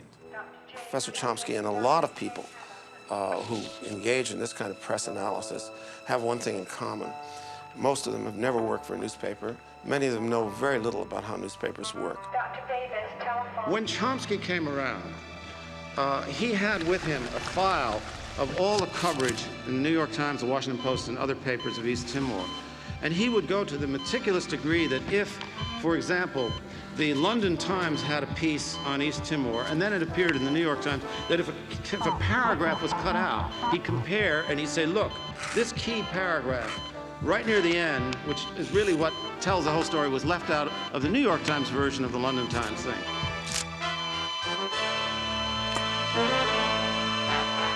There was a story in the London Times which is pretty accurate. The New York Times revised it radically. Didn't just leave a paragraph out. They revised it and gave it a totally different cast.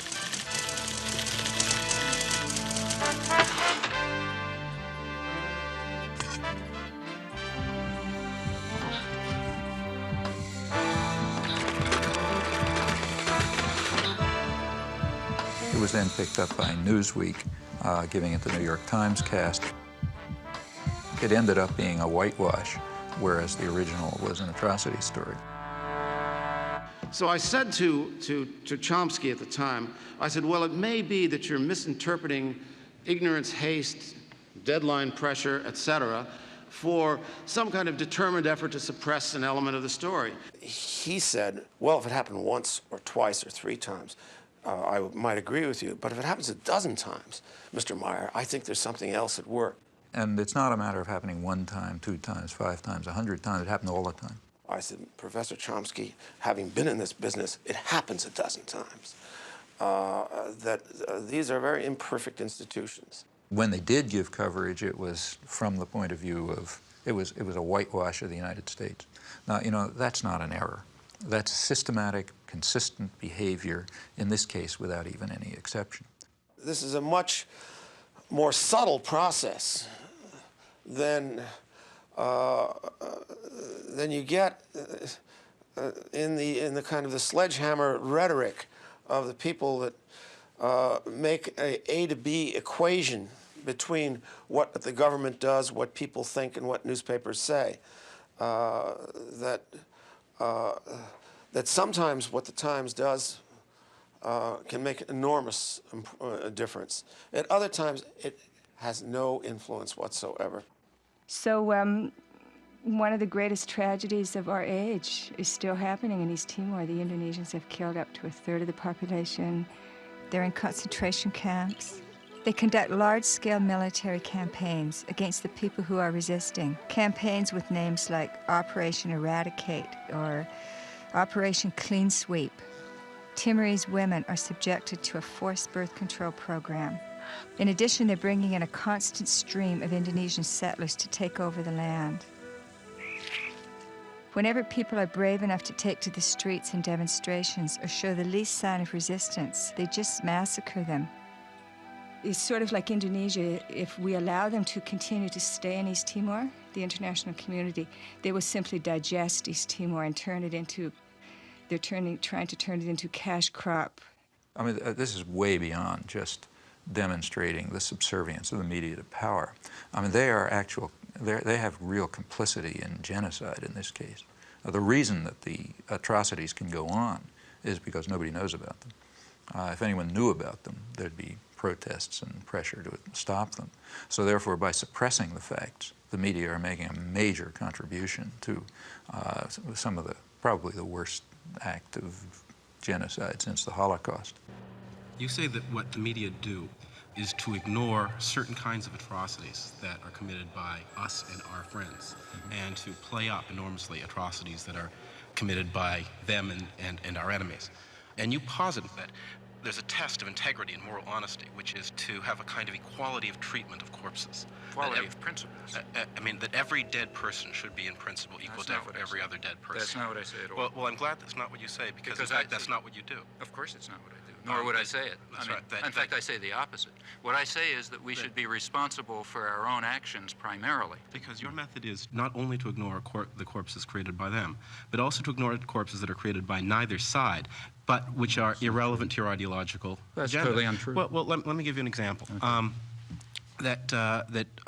One of your own causes that you take very seriously is the cause of the Palestinians, and a Palestinian corpse weighs very heavily on your conscience, and yet a Kurdish corpse does not. That's not true at all. I've been involved in Kurdish support groups for years.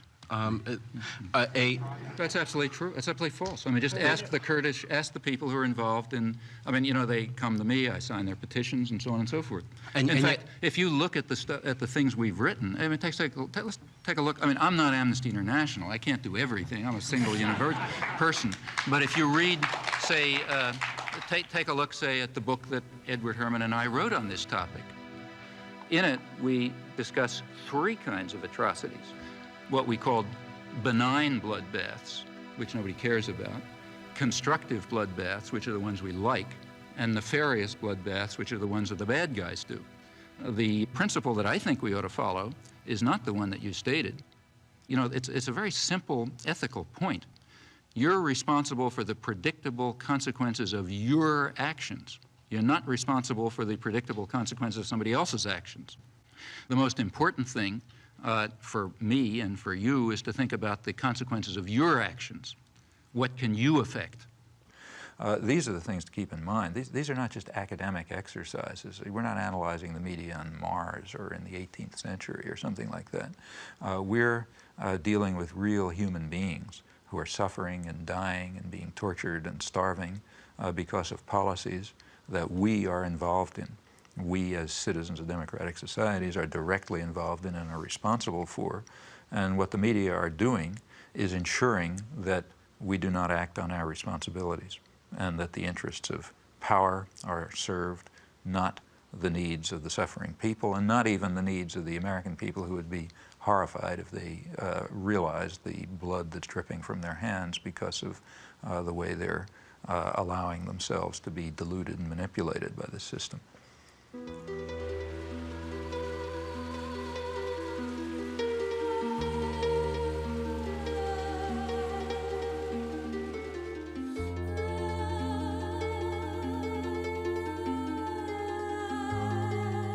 What about the third world? Well, despite everything, and it's pretty ugly and awful, these struggles are not over. The struggle for freedom and independence never is completely over.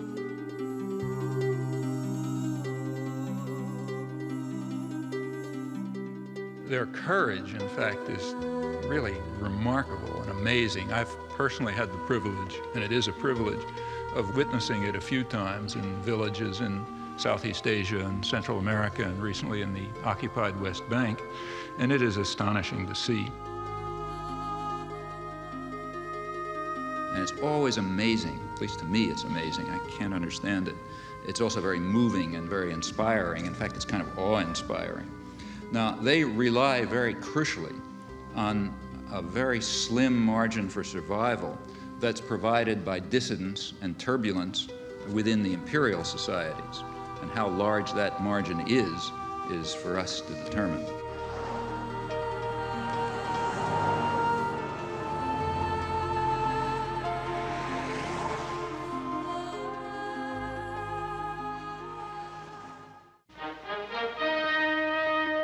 In today's on-the-spot assignment, we're going to see just what's behind the making of movies.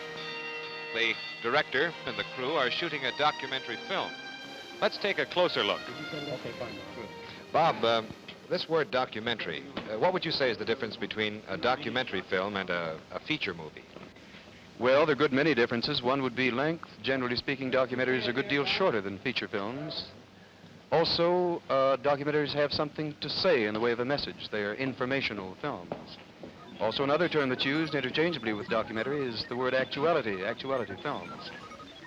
Bob, is this the thing you hold up in front of the camera before each scene? This is a clapperboard, yes.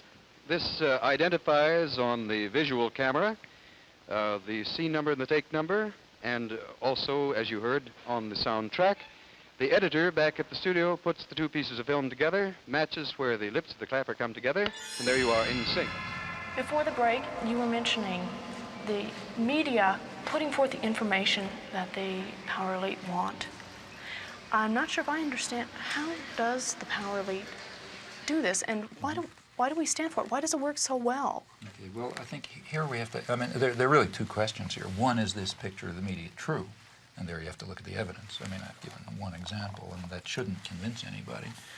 One has to look at a lot of evidence to see whether this is true. I think anyone who investigates it will find out that the evidence to support it is simply overwhelming. In fact, it's probably one of the best supported conclusions in the social sciences. But the other question is, how does it work? Your choice, huh?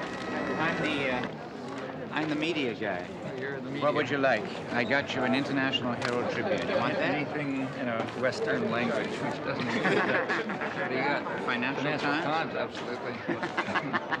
That's the only paper that tells the truth. Did you get the one where they've been debating back and forth? NRC Handelsblatt. Handelsblatt. Okay, that's the...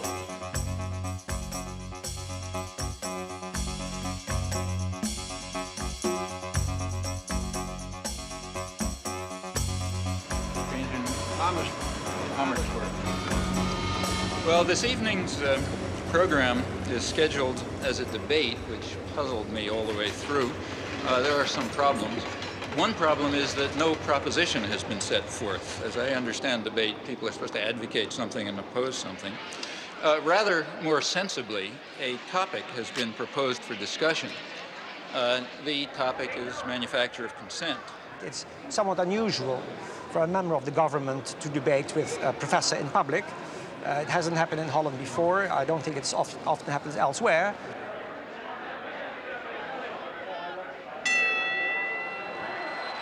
Mr. Bolkestein, the floor is yours. Now, we all know that a theory can never be established merely by examples. It can only be established by showing some internal inherent logic. Professor Chomsky has not done so. Professor Chomsky? He's quite right when he says you can't just pick examples. You have to do them in a rational way. That's why we compared examples. The truth is that things are not as simple as Professor Chomsky maintains. Another of Professor Chomsky's case studies concerns the treatment that Cambodia has received in the Western press. Here he goes badly off the rails.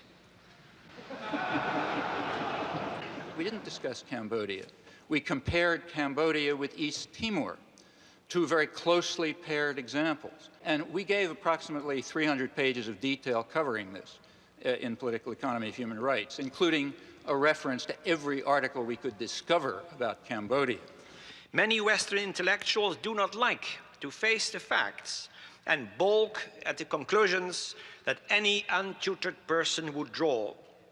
Many people are very irritated by the fact that we exposed the extraordinary deceit over Cambodia and paired it with the simultaneous suppression of the US-supported ongoing atrocities in Timor. People don't like that. For one thing, we were challenging the right to lie in defense of the state. For another thing, we were exposing the apologetics and support for actual ongoing atrocities. That doesn't make you popular. Where did he learn about the atrocities in East Timor or in Central America, if not in the same free press which he so derides? You can find out where I learned about them by looking at my footnotes. I learned about them from human rights reports, from church reports, from refugee studies, and extensively from the Australian press. There was nothing from the American press because it was silenced. Chairman, this is an attempt at intellectual intimidation. These are the ways of the bully. Professor Chomsky uses the oldest debating trick on record. He erects a man of straw and proceeds to hack away at him. Professor Chomsky calls this the manufacture of consent. I call it the creation of consensus. In Holland, we call it draagvlak, which means foundation. Professor Chomsky thinks it is deceitful, but it is not. In a representative democracy, it means winning people for one's point of view. But I do not think that Professor Chomsky believes in representative democracy. I think he believes in direct democracy. With Rosa Luxemburg, he longs for the creative, spontaneous, self-correcting force of mass action. That is the vision of the anarchist. It is also a boy's dream. Those who believe in democracy and freedom have a serious task ahead of them.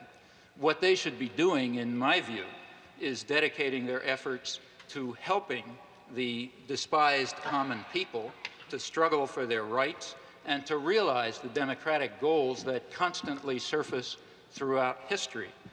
They should be serving not power and privilege, but rather their victims.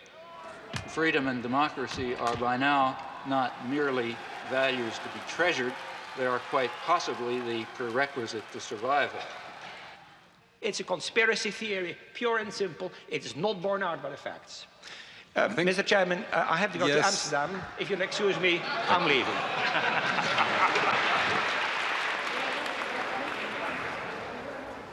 One thing is sure. Their consent has not been manufactured tonight. There is nothing more remote from what I'm discussing, or what we have been discussing, than a conspiracy theory. If I give an analysis of, say, the economic system, and I point out that General Motors tries to maximize profit and market share, that's not a conspiracy theory. That's an institutional analysis. It has nothing to do with conspiracies. And that's precisely the sense in which we're talking about the media. The phrase conspiracy theory is one of those that's constantly brought up, and I think its effect simply is to discourage institutional analysis. Do you think there's a connection somehow about what the government wants us to know and what the media tell us? It's not communism, but I think to a certain point, it is sensitized. They don't always tell, I guess, John, they don't always tell the truth the way it goes, huh? You got that right. You think that the information you're getting from this paper is biased in any way? Or? Oh, yeah. I think by and large it's well done. You get both sides of the stories. You get the liberal and the side and the conservative side, so to speak. But I don't think you get a very balanced picture because they only have 20 seconds, 30 seconds for a news item or whatever, and they're going to pick out a highlight, and every network is going to cover the same highlight, and that's all you're going to see. You get what they want you to hear. You think you're biased in some way then? Yeah. Here we go. See you later.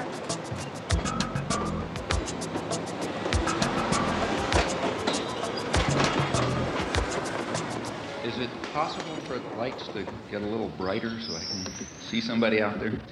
Yeah, for the last hour and 41 minutes, you've been whining about how the elite and how the government have been using thought control to keep radicals like yourself out of the public limelight. Now, you're here. I don't see any CIA men waiting to drag you off.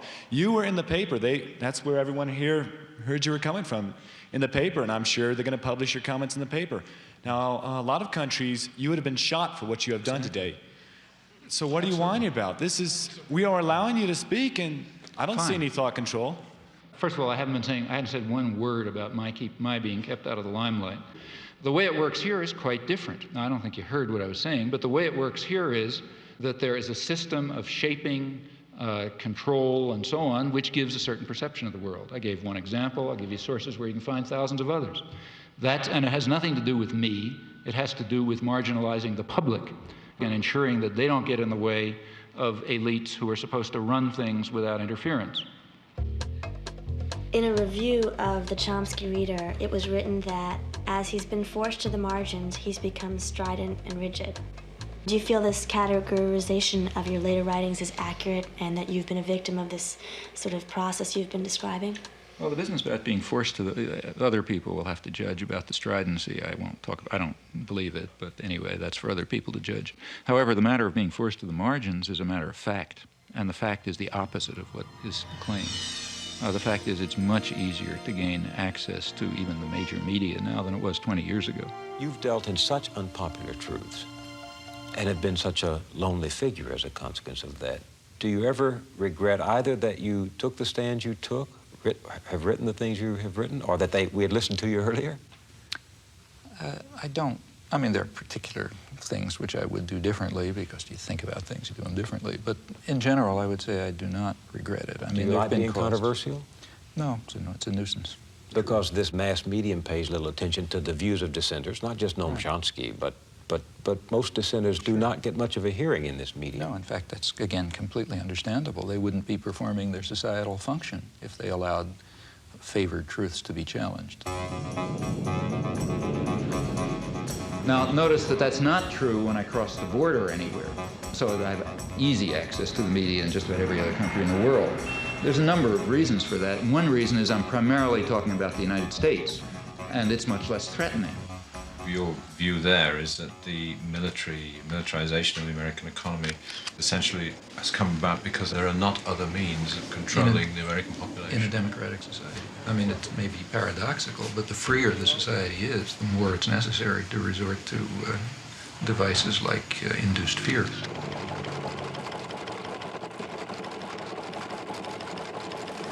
Okay, I'll go along with that. Arguably, he is the most important intellectual alive today. And if my program can give him 500,000 people listening or 750,000 people listening, I'll be delighted. Okay, Professor, and you're on time. Wartime planners understood that actual war aims should not be revealed. Part of the reason why the media in Canada and Belgium and so on are more open is that it just doesn't matter that much what people think. It matters very much what the politically articulate sectors of the population, those narrow minorities, think and do in the United States because of its overwhelming dominance on the world scene. But of course that's also a reason for wanting to work here. What we might call the fifth freedom, the freedom to rob, exploit, and dominate, and to curb mischief by any feasible means. Let's conclude, not include. The United States is ideologically narrower in general than other countries. Furthermore, the structure of the American media is such as to pretty much eliminate critical discussion. Our guests are as far apart on the contra question as American intellectuals can be. Now, if we had the slightest concern with democracy, which we do not in our foreign affairs and never have, we would turn to countries where we have influence, like El Salvador. Now, in El Salvador, they don't call the archbishop bad names. What they do is murder him. They do not censor the press. They wiped the press out. They sent the army in to blow up the church radio station. The editor of the independent newspaper was found in a ditch, mutilated and cut to pieces with machete. May I continue? I did not interrupt you. Don't you ever want to put a time value on anything you say, or do you want to lie systematically I'm talking about 1980. You are a systematic liar. Did these things happen or didn't they? These things did not happen in the context in which you suggested really? all. You are a phony, mister, and it's time that the people read you correctly. It's clear why you want to divert me from the discussion that No, it's not. Yeah, it's no, because but let you just get tired of rubbish. But let's continue with... Except we can't. I'm afraid we're out of time. We thank you both, John Silver and Noam Chomsky. Okay. Last time you were here, you spoke about how when you go overseas, you are given access to the mass media. But here, that doesn't seem to be the case. Has that changed at all? Have you ever been invited to appear on Nightline or Brinkley? Yes, I have a couple times been invited to speak on Nightline. Couldn't do it. I had another talk and something or other. And to tell you the honest truth, I don't really care very much. FAIR, the media monitoring group, published a very interesting study of Nightline. It shows that their conception of a spectrum of opinion is ridiculously narrow, at least by European or world standards.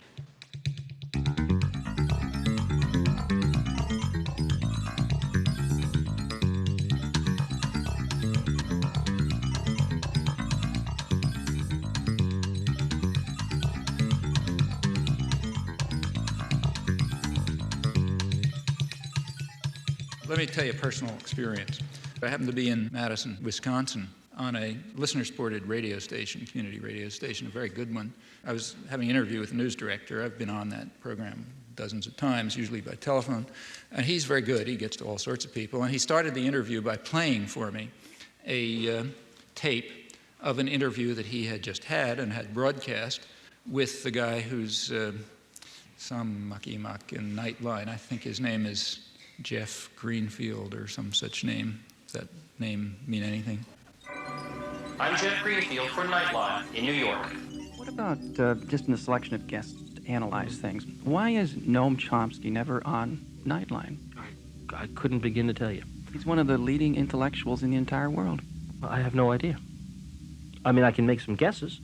He may be one of the leading intellectuals who can't talk on television. You know, that's a standard that's very important to us.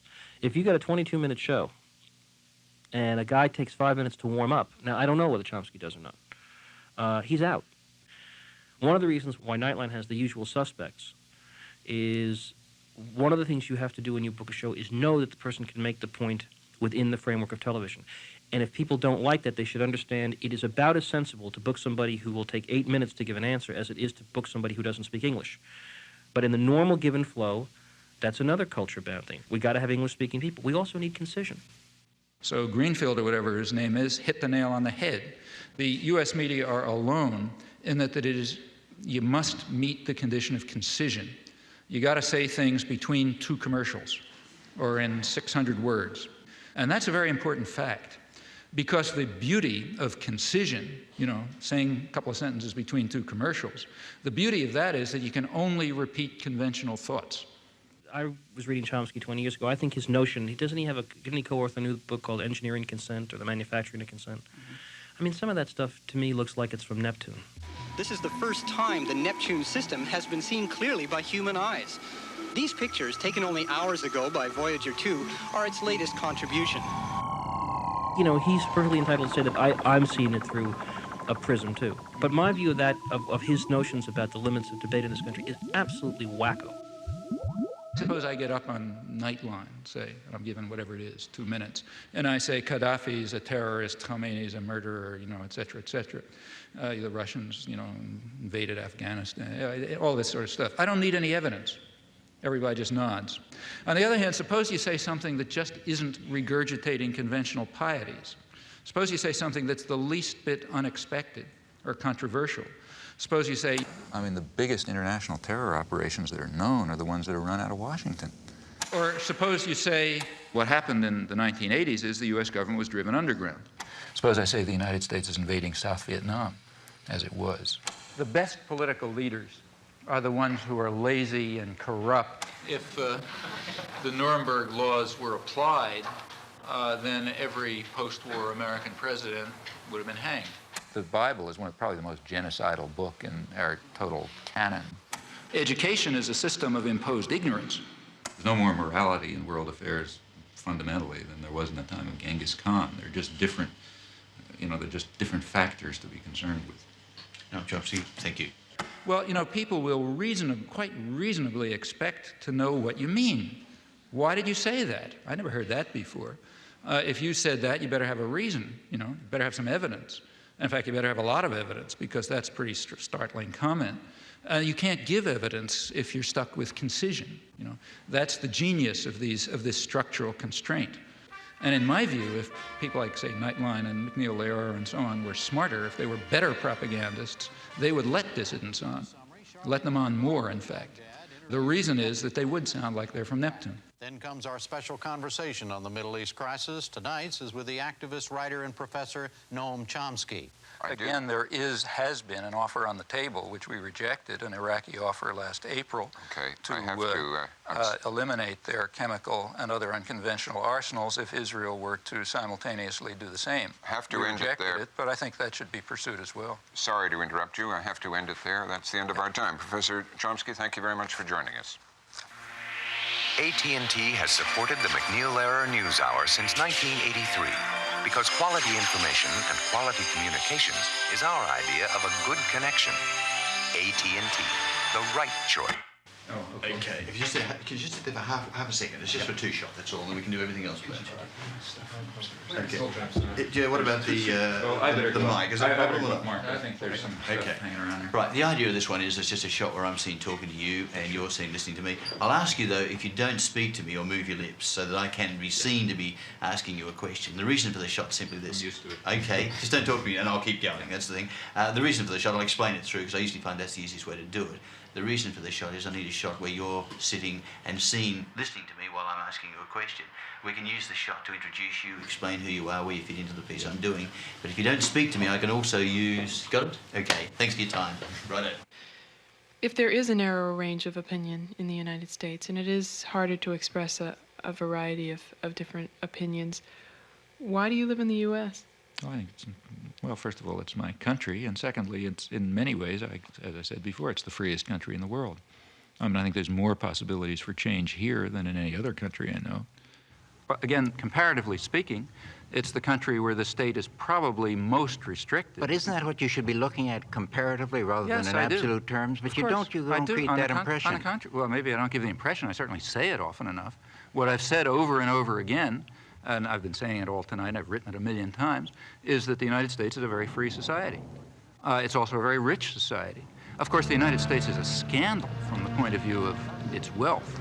I mean, given the natural advantages that the United States has in terms of resources and lack of enemies and so on, the United States should have a level of health and welfare and so on that's, an order of magnitude beyond anybody else in the world. We don't. The United States is last among 20 industrialized societies in infant mortality. That's a scandal of American capitalism. And it ends up being a very free society, which does a lot of rotten things in the world. Okay? There's no contradiction there. I mean, Greece was a free society by the standards of Athens. It's also a vicious society from the point of view of its imperial behavior. There's virtually no correlation between maybe none, between the internal freedom of a society and its external behavior. You start your line of discussion at a moment that is historically useful for you. That's what I say. You pick the beginning. Of the post-war world is that the communist imperialists, by the use of terrorism, by deprivation of freedom, have contributed to the continuing bloodshed. And the sad thing about it is not only the bloodshed, but the fact that they seem to dispossess you of the power of rational observation. May I say something? Sure. Yeah. I think that's about 5% true, and or maybe 10% true. It certainly is. Why do you give that? May I complete a sentence? Sure. I mean, it's perfectly true that there were areas of the world, in particular Eastern Europe, where Stalinist imperialism very brutally took control and still maintains control. But there are also very vast areas of the world where we were doing the same thing. And there's quite an interplay in the Cold War. You see, what you just described is I believe, a mythology about the Cold War, which might have been tenable 10 years ago, but which is quite inconsistent with contemporary scholarship. Ask a Czech. Ask a Guatemalan, ask a Dominican, ask President of the Dominican Republic, ask a person from South Vietnam, ask a Thai. Well, obviously, we can't get away. If you can't distinguish between the nature of our venture in Guatemala and the nature of the Soviet Union's in Prague, then we have real difficulty. Explain to me the difference. Sorry. Now, what about making the media more responsive and democratic? Well, there are very narrow limits to that. It's kind of like asking, how do we make corporations more democratic? Well, the only way to do that is get rid of them, I mean, if you have concentrated power, you can, I don't want to say you can do nothing. Like you can, like the church can show up at the stockholders meeting and start screaming about not investing in South Africa. And sometimes that has marginal effects. I don't want to say it has no effects. But you can't really affect the structure of power, because to do that would be a social revolution. And unless you're ready for a social revolution, that is, power is going to be somewhere else, the media are going to have their present structure and they're going to represent their present interests. Now, that's not to say that one shouldn't try to do things. I mean, it makes sense to try to push the limits of a system. It only takes one or two people that think they have integrity as journalists to give you some good press. See, that's important, and that goes back to something that came up before. I mean, there's a lot, there are things are complex. It's not monolithic. I mean, the mass media themselves are complicated institutions with internal contradictions. So on the one hand, there's the commitment to indoctrination and control. But on the other hand, there's the sense of professional integrity. She works alone, as her own boss, writing newspaper columns and producing radio commentaries for a hodgepodge of small clients across the country. This so-called leather-lung Texan has been firing questions at our chief executives for almost 40 years. And many a young man in this country is being disillusioned totally by his government these days. Well, this is a question which you very properly bring to the attention of the nation. It's not that we haven't been holding press conferences. I was just waiting for Sarah to come back. Well, Mr. President, that's very nice of you, and I appreciate it.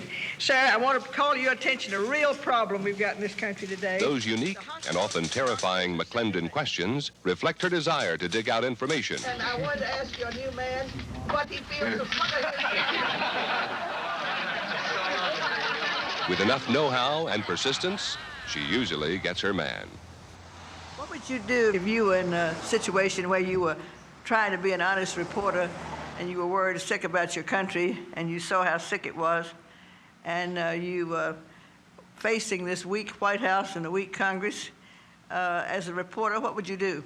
I think there are a lot of reporters who do a very good job. In fact, I have a lot of friends in the press who I think do a terrific job. I know they are, but I mean, they want to, but now what? Well, you have to first of all, you have to understand what the system is, and smart reporters do understand what it is. You have to understand what the pressures are, what the commitments are, what the barriers are, and what the openings are.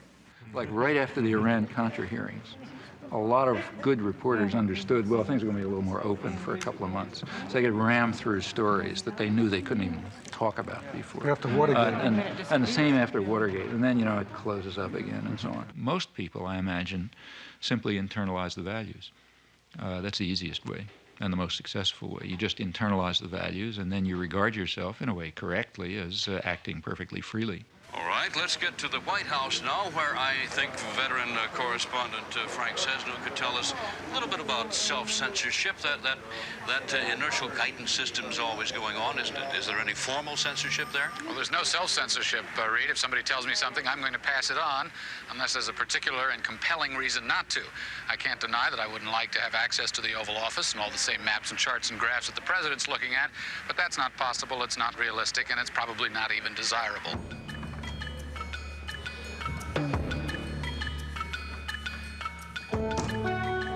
Hello. How are you? I'm fine. Go sit down there, please. Welcome to Holland. I'll introduce you first in a few lines. Professor Chomsky, Noam Chomsky, is nu 60 en is ongeveer de meest controversiële intellectueel van Amerika. Dat is ook alweer een platitude, maar zo wordt hij nu eenmaal altijd genoemd. Chomsky has been called the Einstein of modern linguistics. The New York Times has said he's arguably the most important intellectual alive today. But his presence here has sparked a protest. This book that has poisoned the world, and all liar in there. And as a Vietnamese people, we come here to learn the book. Vietnam! Vietnam! He said that in Vietnam there's no violation of human rights and no crime in Cambodia is wrong. Chomsky he's a professor. He's using that to poison the world. And we come here to protest that. I don't mind the denunciations, frankly. I mind the lies. Well, I mean, intellectuals are very good at lying. They're professionals at it. Vilification is a wonderful technique. There's no way of responding to it. If somebody calls you, an anti-Semite, what can you say? I'm not an anti-Semite. Or, somebody says you're a racist, you're a Nazi or something. You always lose. I mean, the person who throws in the mud always wins because there's no way of responding to such charges. Professor Chomsky seems to believe that the people he criticizes fall into one of two classes, liars or dupes. Consider what happens when I discuss the case of Robert Faurisson. Let me recall the facts. Let's not go into details, please, because the details happen to be important. Yes, but I have only one question on the Faurisson question. Do the facts matter or don't they matter? Of course they do. Well, let me tell you what the facts are then. Faurisson says that the massacre of the Jews in the Holocaust is a historic lie. No. No, this is an important one. It has a lot to do with the topic. Your views are extremely controversial, and perhaps one of the things that has been most controversial and you've been most strongly criticized for was your defense of a French intellectual who was suspended from his university post for contending that there were no Nazi death camps in World War II. My name is Robert Faurisson. I am 60. I am university professor in Lyon, France. Behind me, you may see the courthouse of Paris, the Palais de Justice.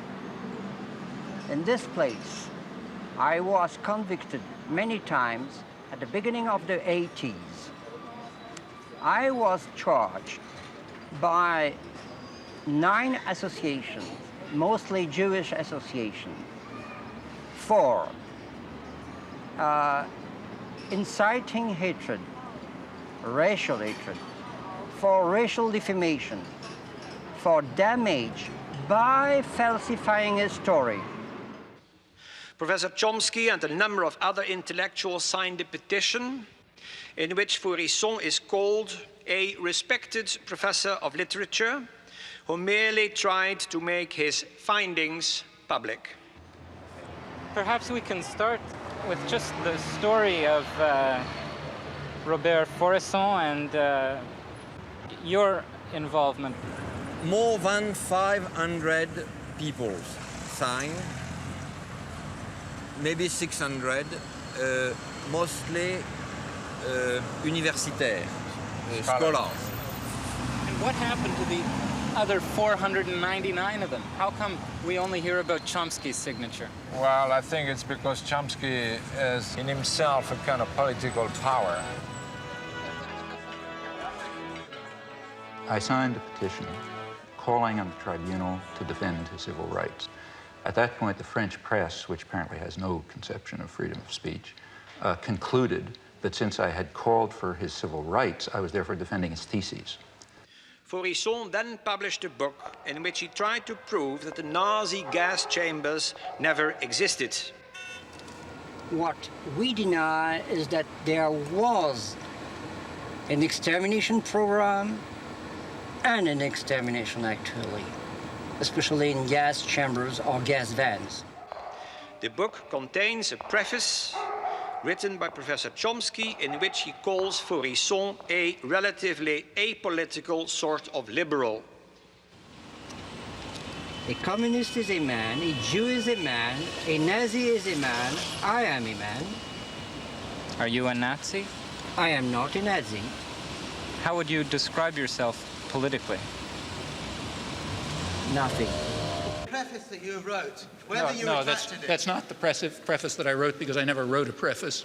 And you know that I never wrote a preface. Yeah, he's referring to a statement of mine on civil liberties, which was added to a book in which Faurisson, excuse me. Yes, I used... And the language you use has meaning. That's right. And the language I use... As a apolitical liberal, or as someone whose views can be dignified by the word findings or conclusions, that is a judgment, and that is a favorable judgment of his views. On the contrary. Can I continue with the facts? Yes, you can continue with the facts for hours, but I mean, but there are few facts that, yeah, okay. Let's get to the so-called preface. I was then asked by the person who organized the petition to write a statement on freedom of speech, just banal comments about freedom of speech, pointing out the difference between defending a person's right to express his views and defending the views expressed. So I did that. I wrote a rather banal statement called Some Elementary Remarks on Freedom of Expression, and I told him, do what you like with it. So Pierre produced a book which all the arguments of Faurisson were to be put in front of the court. And we thought wise to use the text of Noam Chomsky as a kind of warning, a foreword, to say that it was a matter of freedom of expression, freedom of thought, freedom of research. Why did you try at the last moment to get it back from the book? That's the one thing I'm sorry about. But that's the real important thing. It's of not. course. You mean the fact that I tried to retract it? With that you said it was wrong of you No, I to do didn't. it. See, in fact, take a look at what I wrote a letter, which was then publicized, in which I said, look, things have reached the point where the French intellectual community simply is incapable of understanding the issues. At this point, it's just going to confuse matters even more if my comments on freedom of speech happen to be attached to this book, which I didn't know existed. So just to clarify things, you better separate them. Now, in retrospect, I think I probably shouldn't have done that. I should have just said, fine, then let it appear, because it ought to appear. But that's, apart from that, I regard this as not only trivial, but as compared with other positions I've taken on freedom of speech, invisible. I do not think that the state ought to have the right to determine historical truth and to punish people who deviate from it. I'm not willing to give the state that right, even if they happen to But are you denying that the gas chambers ever existed? But I'm saying if you believe in freedom of speech, you believe in freedom of speech for views you don't like. I mean, Goebbels was in favor of freedom of speech for views he liked, right? So was Stalin. If you're in favor of freedom of speech, that means you're in favor of freedom of speech precisely for views you despise. Otherwise, you're not in favor of freedom of speech. There's two positions you can have on freedom of speech. Now, you can decide which position you want. With regard to my defense of the utterly offensive, the people who express utterly offensive views, I haven't the slightest doubt that every commissar says, you're defending that person's views. No, I'm not. I'm defending his right to express them. The difference is crucial, and the difference has been understood outside of fascist circles since the 18th century.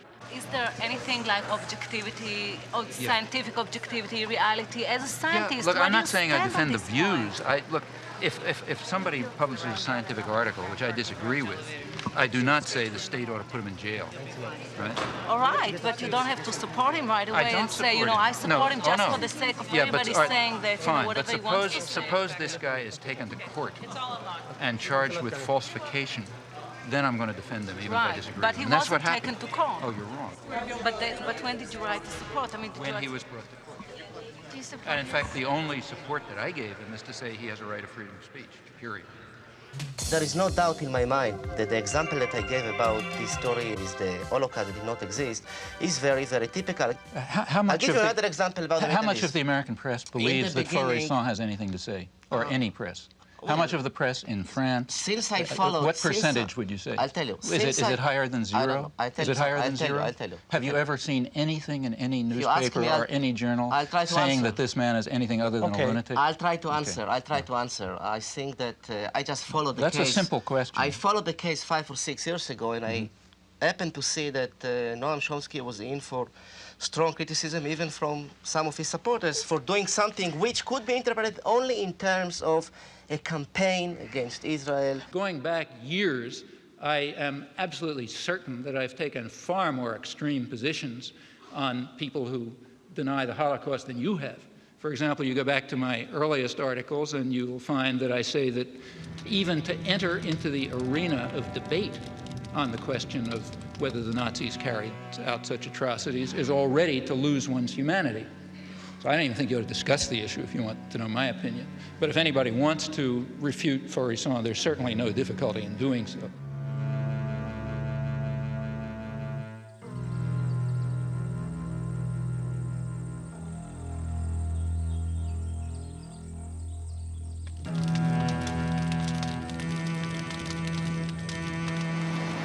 I'm not interested in freedom of speech and all that. I have to win, and that's the question. And I shall win.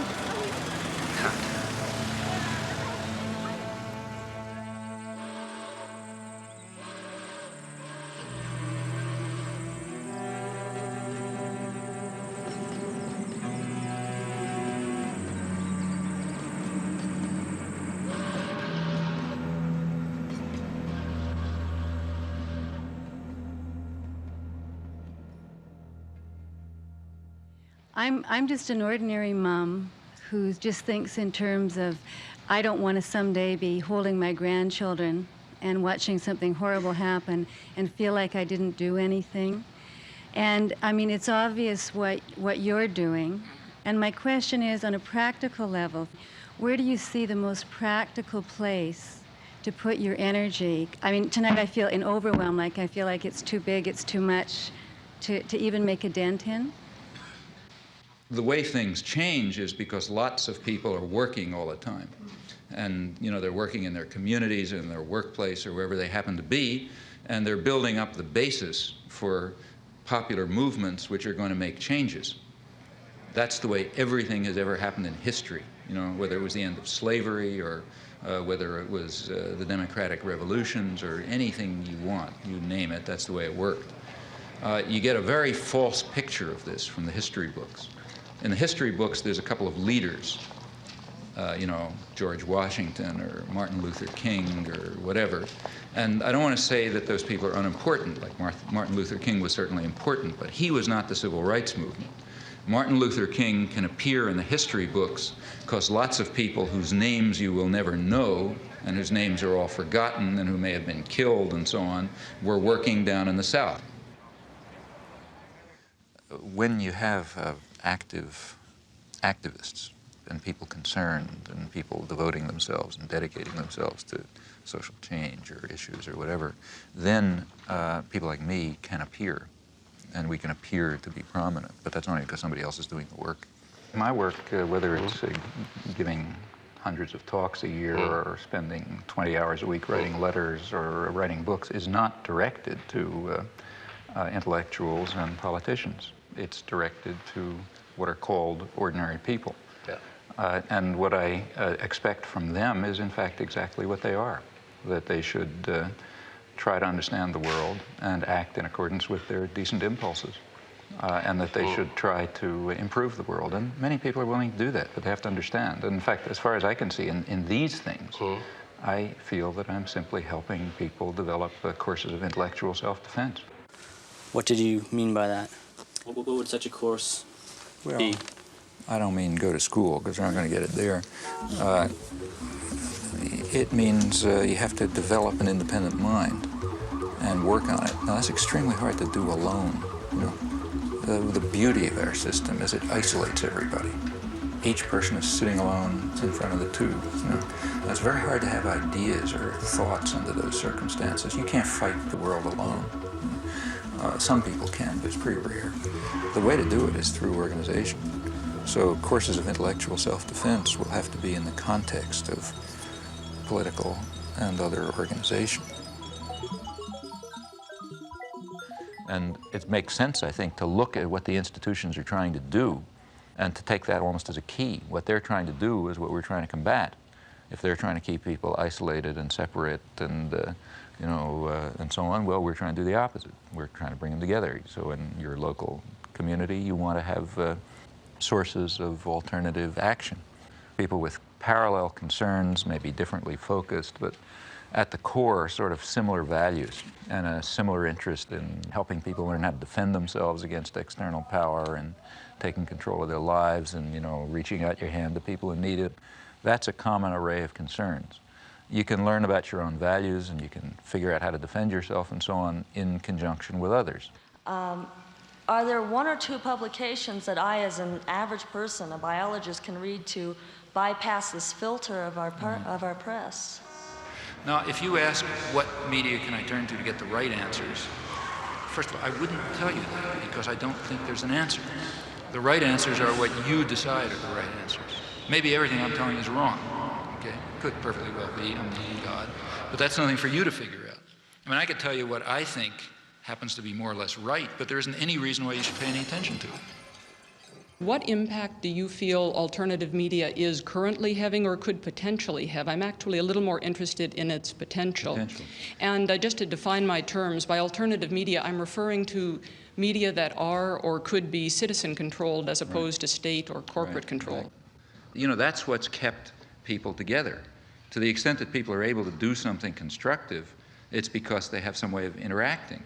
I mean, I've always felt it would be a very positive thing, and it should be pushed as far as it can go. I think it's going to have a very hard time. There's just such a concentration of resources and power that alternative media, while extremely important, are going to have quite a battle.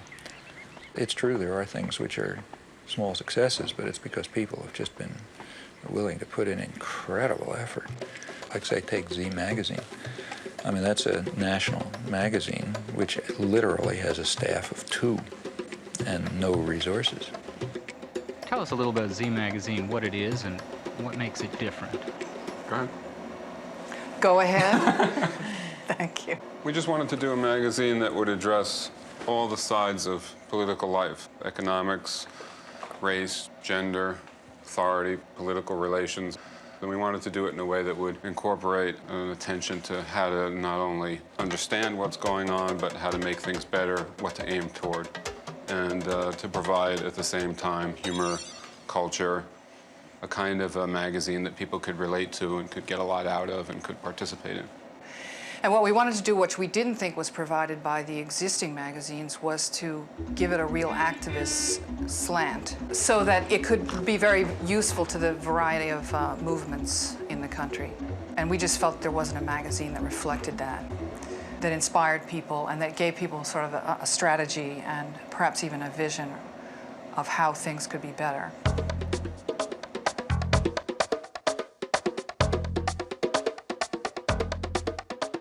South End Press has sort of made it. That is, they're surviving. It's a small collective, again, with no resources, and they put out a lot of books, including quite a lot of good books. But for a South End book to get reviewed is almost impossible. Editorially and business-wise, we make decisions based on a politics that no corporate publisher can really advocate because of their ties to corporate America.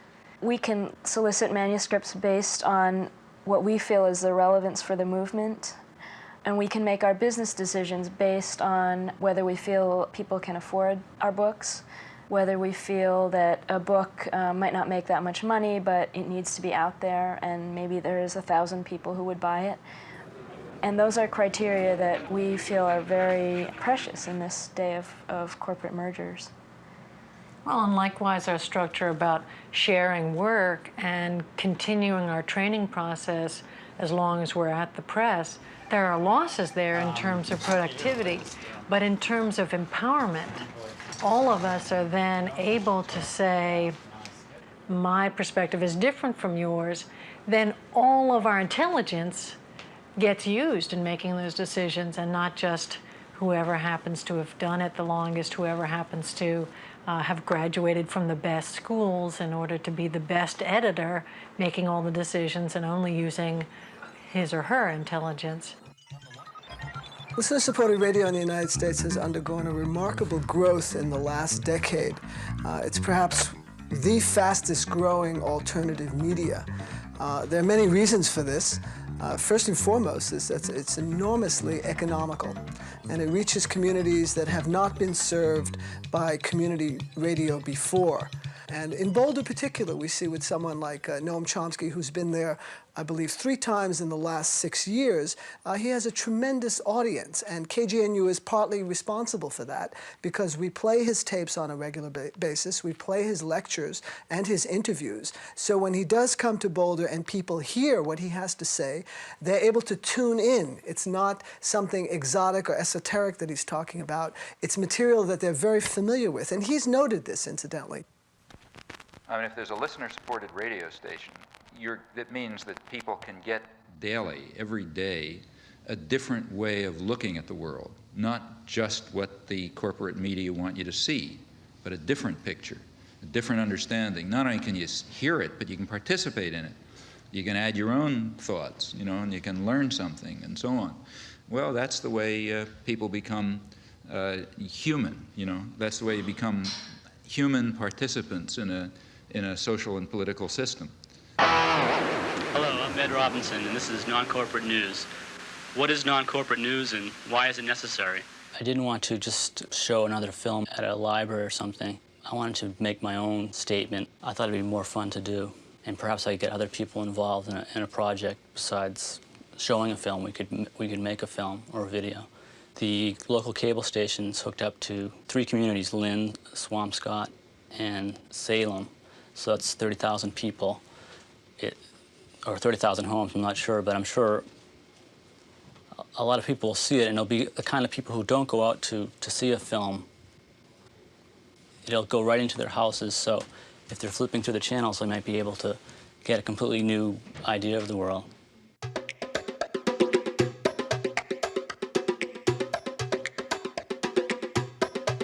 So there's kind of networks of cooperation developed, which, I mean, like here, for example, is a collection of stuff from a friend of mine in Los Angeles who does careful monitoring of the whole press in Los Angeles and a lot of the British press, which he reads, and does selection, so I don't have to read the, you know, the movie reviews and the local gossip and all this kind of stuff, but I get the occasional nugget that sneaks through, and that you find if you're carefully and intelligently and critically reviewing a wide range of press. Well, there are a fair number of people who do this, and we exchange information. We wrote this a 2-volume work in which we saw one another for a couple of weeks when we were getting started, but then we wrote 2 volumes essentially without seeing one another, just by phone, by mail, and exchanging manuscripts. But this takes a lot of communication by mail. My Chomsky file is a couple of feet thick. The end result is that you do have access to resources in a way which I doubt that any national intelligence agency can duplicate, let alone scholarship. So there are ways of compensating for the absence of resources. People can do things. Like, for example, I found out about the arms flow to Iran by reading transcripts of the BBC. And by reading an interview somewhere with an Israeli ambassador in one city and reading something else in the Israeli press. Now, okay, the information is there, but it's there to a fanatic, you know, somebody who wants to spend a substantial part of their time and energy exploring it and comparing today's lies with yesterday's leaks and so on. That's a research job. And it's, you know, it just simply doesn't make any sense to ask the general population to dedicate themselves to this task on every issue. I'm not given the false modesty. There are things that I can do, and I know that I can do them reasonably well, including analysis and, study, research. I mean, I know how to do that sort of thing, and I think I have a reasonable understanding of the way the world works as much as anyone can. And that turns out to be a very useful resource for people who are doing active organizing, trying to engage themselves in a way which will make it a little bit of a better world. And if you can help in those things or participate in them, well, that's, you know, that's rewarding. I wonder if you can envision a time when people like myself, again, the naive people of this world, can again take pride in the United States. And is that even a healthy wish now? Because it may be this hunger for pride in our country that makes us more easily manipulated by the powers that you talk about. I think you first of all have to ask what you mean by your country. Now, if you mean by the country, the government, I don't think you can be proud of it, and I don't think you could ever be proud of it. Or could you be proud of any government? It's not our government, you know. And you shouldn't be. States are violent institutions. The government of any country, including ours, represents some sort of domestic power structure, and it's usually violent. States are violent to the extent that they're powerful. That's roughly accurate. You look at American history, it's nothing to write home about. You know, why are we here? We're here because, say, some 10 million Native Americans were wiped out. That's not very pretty. Until the 1960s, it was still cowboys and Indians. In the 1970s, for the first time, really, it became possible even for scholarship to try to deal with the facts as they were. For example, to deal with the fact that the Native American population was far higher than had been claimed, millions higher, maybe as many as 10 million higher than had been claimed, and that they had an advanced civilization, and that there was something akin to genocide that took place. Now, we went through 200 years of our history without facing that fact. One of the effects of the 1960s is it's possible to at least begin to come to think about the facts. Well, that's an advance. Do you think that this activism 20 years ago has made a difference in how our society operates now? It has not changed the institutions and the way they function, but it has led to very significant cultural changes. Remember, these movements of the 60s expanded in the 70s and expanded further in the 80s, and they reached into other parts of the society and different issues. A lot of things that seemed outrageous in the 60s are taken for granted today. So, for example, take the feminist movement, for example, which barely began to exist in the 60s. Now it's part of general consciousness and awareness. The ecological movements began in the 70s. The third world solidarity movements were very limited in the 60s. It was really Vietnam. And in the 60s also it was a student movement, as you say. Now it's not. Now it's mainstream America. If there is more dissidence now than you can remember, why do you go on to write that the people feel isolated? Because I think much of the general population recognizes that the organized institutions do not reflect their concerns and interests and needs. They do not feel that they participate meaningfully in the political system. They do not feel that the media are telling them the truth or even reflect their concerns. They go outside of the organized institutions to act. We see more and more of our elected leaders know less and less of what they're doing. Yeah.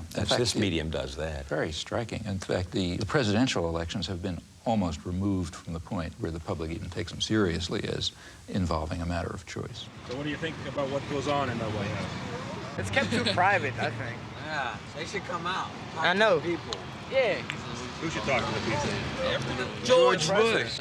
Well, it means that the political system increasingly functions without public input. It means to an increasing extent, not only do people not ratify decisions presented to them, but they don't even take the trouble of ratifying them. They assume that the decisions are going on independently of what they may do in the polling booth. Ratification would be what? Well, ratification would mean a system in which there are two positions presented to me, the voter. I go into the polling booth and I push one or another button depending on which of those positions I want. That's a very limited form of democracy. Really meaningful democracy would mean that I play a role in forming those decisions and creating those positions. And that would be real democracy. That's not We're happening. very far from that. But we're even departing from the point where there is ratification. When you have stage-managed elections with the public relations industry determining what words come out of people's mouth, candidates decide what to say on the basis of tests that determine what the effect will be across the population. Somehow people don't see how profoundly contemptuous that is of democracy.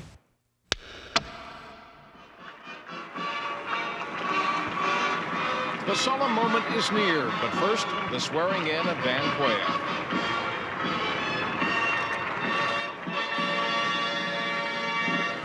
Please move to your seats. For the first time in this century, for the first time in perhaps all history, man does not have to invent a system by which to live. We don't have to talk late into the night about which form of government is better. We don't have to wrest justice from the kings. We only have to summon it from within ourselves. This is a time when the future seems a door you can walk right through into a room called tomorrow. Great nations of the world are moving toward democracy through the door to freedom. The people of the world agitate for free expression and free thought through the door to the moral and intellectual satisfactions that only liberty allows. We know how to secure a more just and prosperous life for man on earth through free markets, free speech, free elections, and the exercise of free will unhampered by the state. I've spoken at 1,000 points of light of all the community organizations that are spread like stars throughout the nation doing good. To the world, too, we offer new engagement and a renewed vow. We will stay strong to protect the peace. The offered hand is a reluctant fist. America is never wholly herself unless she is engaged in high moral principle. We as a people have such a purpose today. It is to make kinder the face of the nation and gentler the face of the world.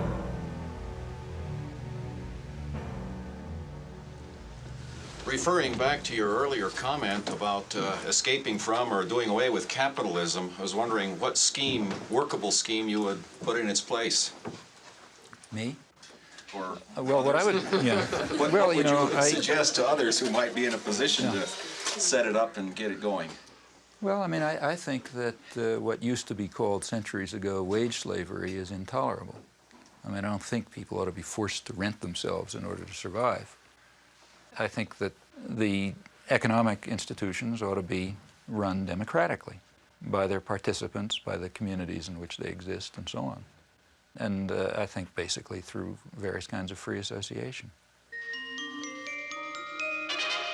Historically, have there been any sustained examples on any substantial scale of societies which approximated to the anarchist ideal? There are small societies, small in number, that have, I think, done so quite well, and there are a few examples of large-scale libertarian revolutions which were largely anarchist in their structure. As to the first, small societies extending over a long period, I myself think the most dramatic example is perhaps the Israeli kibbutzim, which for a long period, may or may not be true today, really were constructed on anarchist principles, that is, of direct worker control, integration of agriculture, industry, service, personal life on an egalitarian basis with direct and, in fact, quite active participation in self-management, and were, I should think, extraordinarily successful. A good example of a really large-scale anarchist revolution, or largely anarchist revolution, in fact, the best example, to my knowledge, is the Spanish Revolution in 1936. And in fact, you can't tell what would have happened. That anarchist revolution was simply destroyed by force, but during the period in which it was alive, I think it was inspiring testimony to the ability of poor working people to organize, manage their affairs extremely successfully without coercion and control. How far does the success of libertarian socialism or anarchism as a way of life really depend on a fundamental change in the nature of man, both in his motivation, his altruism, and also in his knowledge and sophistication? I think it not only depends on it, but in fact, the whole purpose of libertarian socialism is that it will contribute to it. It will contribute to a spiritual transformation, precisely that kind of great transformation in the way humans conceive of themselves and their ability to act, to decide, to create, to produce, to inquire, precisely that spiritual transformation that social thinkers from the left Marxist tradition, from Luxemburg, say, on over through anarcho-syndicalists have always emphasized. So on the one hand, it requires that spiritual transformation. On the other hand, its purpose is to create institutions which will contribute to that transformation.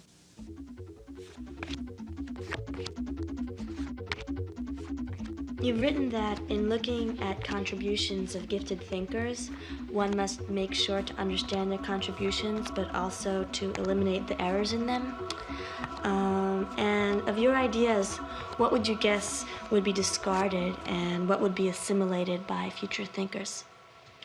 Well, I mean, I would assume virtually everything would be discarded. For example, here we have to distinguish. I mean, the work that I do in my professional area, I mean, if I still believed what I believed 10 years ago, I'd assume the field is dead. So I assume that when next time you read a student's paper, you're going to see something that has to be changed, and you continue to make progress. In dealing with social and political issues, in my view, what is at all understood is pretty straightforward. I don't think that there may be deep and complicated things, but if so, they're not understood. The basic ways, to the extent that we understand society at all, it's pretty straightforward. And I don't think that those simple understandings are likely to undergo much change. The point is that you have to work. And that's why the propaganda system is so successful. Very few people are going to have the time or the energy or the commitment to carry out the constant battle that's required to get outside of, McNeil Lehrer or Dan Rather or somebody like that. The easy thing to do, you come home from work, you're tired, you've had a busy day, you're not going to spend the evening carrying out a research project. So you turn on the tube and say, it's probably right. Or you look at the headlines in the paper and then you watch the sports or something. And that's basically the way the system of indoctrination works. Sure, the other stuff is there, but you're going to have to work to find it. Modern industrial civilization has developed within a certain system of convenient myths. The driving force of modern industrial civilization has been individual material gain, which is accepted as legitimate, even praiseworthy, on the grounds that private vices yield public benefits in the classic formulation. Now, it's long been understood very well that a society that is based on this principle will destroy itself in time. It can only persist with whatever suffering and injustice it entails, as long as it's possible to pretend that the destructive forces that humans create are limited, that the world is an infinite resource, and that the world is an infinite garbage can. At this stage of history, either one of two things is possible. Either the general population will take control of its own destiny and will concern itself with community interests, guided by values of solidarity and sympathy and concern for others, or alternatively, there will be no destiny for anyone to control. As long as some specialized class is in a position of authority, it is going to set policy in the special interests that it serves. But the conditions of survival, let alone justice, require rational social planning in the interests of the community as a whole, and by now that means the global community. The question is whether privileged elites should dominate mass communication and should use this power as they tell us they must, namely to impose necessary illusions, to manipulate and deceive the stupid majority and remove them from the public arena. The question in brief is whether democracy and freedom are values to be preserved or threats to be avoided. In this possibly terminal phase of human existence, democracy and freedom are more than values to be treasured. They may well be essential to survival. Thank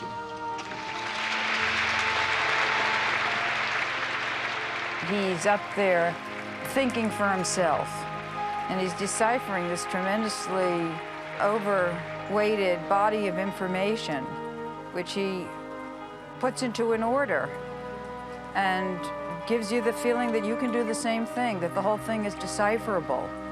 And he also gives you the sense that there is a source, there's a center to a dissenting population, although we feel that there's no center. And I think that is what reactivated in me a desire to get reacquainted with the political scene after 30 years of alienation from it. You do hundreds of interviews and lectures, and you're dealing with massacres in East Timor and invasions of Panama, etc. Pretty horrific stuff, death squads. What keeps you going? I mean, don't you get burned out on this material? Well, you know, it's mainly a matter of whether you can look yourself in the mirror, I think. Oh, gotta go. Get these people in town. Okay.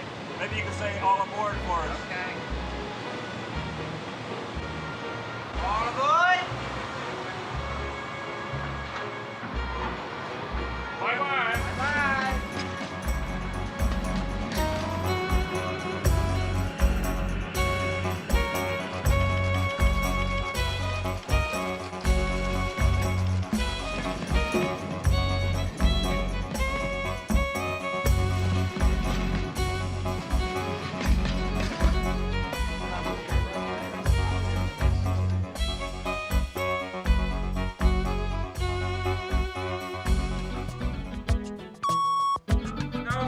Couldn't see it. Just hit the microphone. Thank you. Bye, Canada. Goodbye, Canada.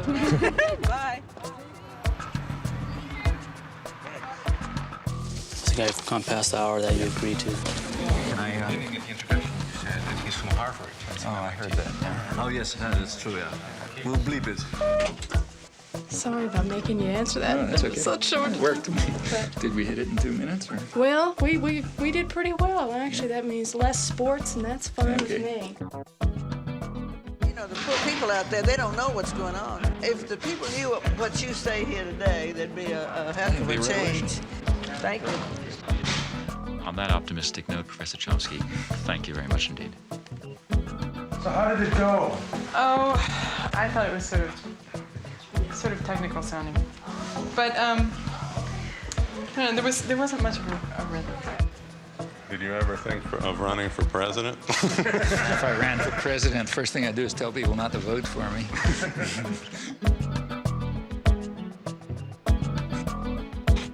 This guy's got to go home. He really does. Yeah. And people still believe that the Celtics, Boston, are the world champions. Couldn't you let him go? Thanks.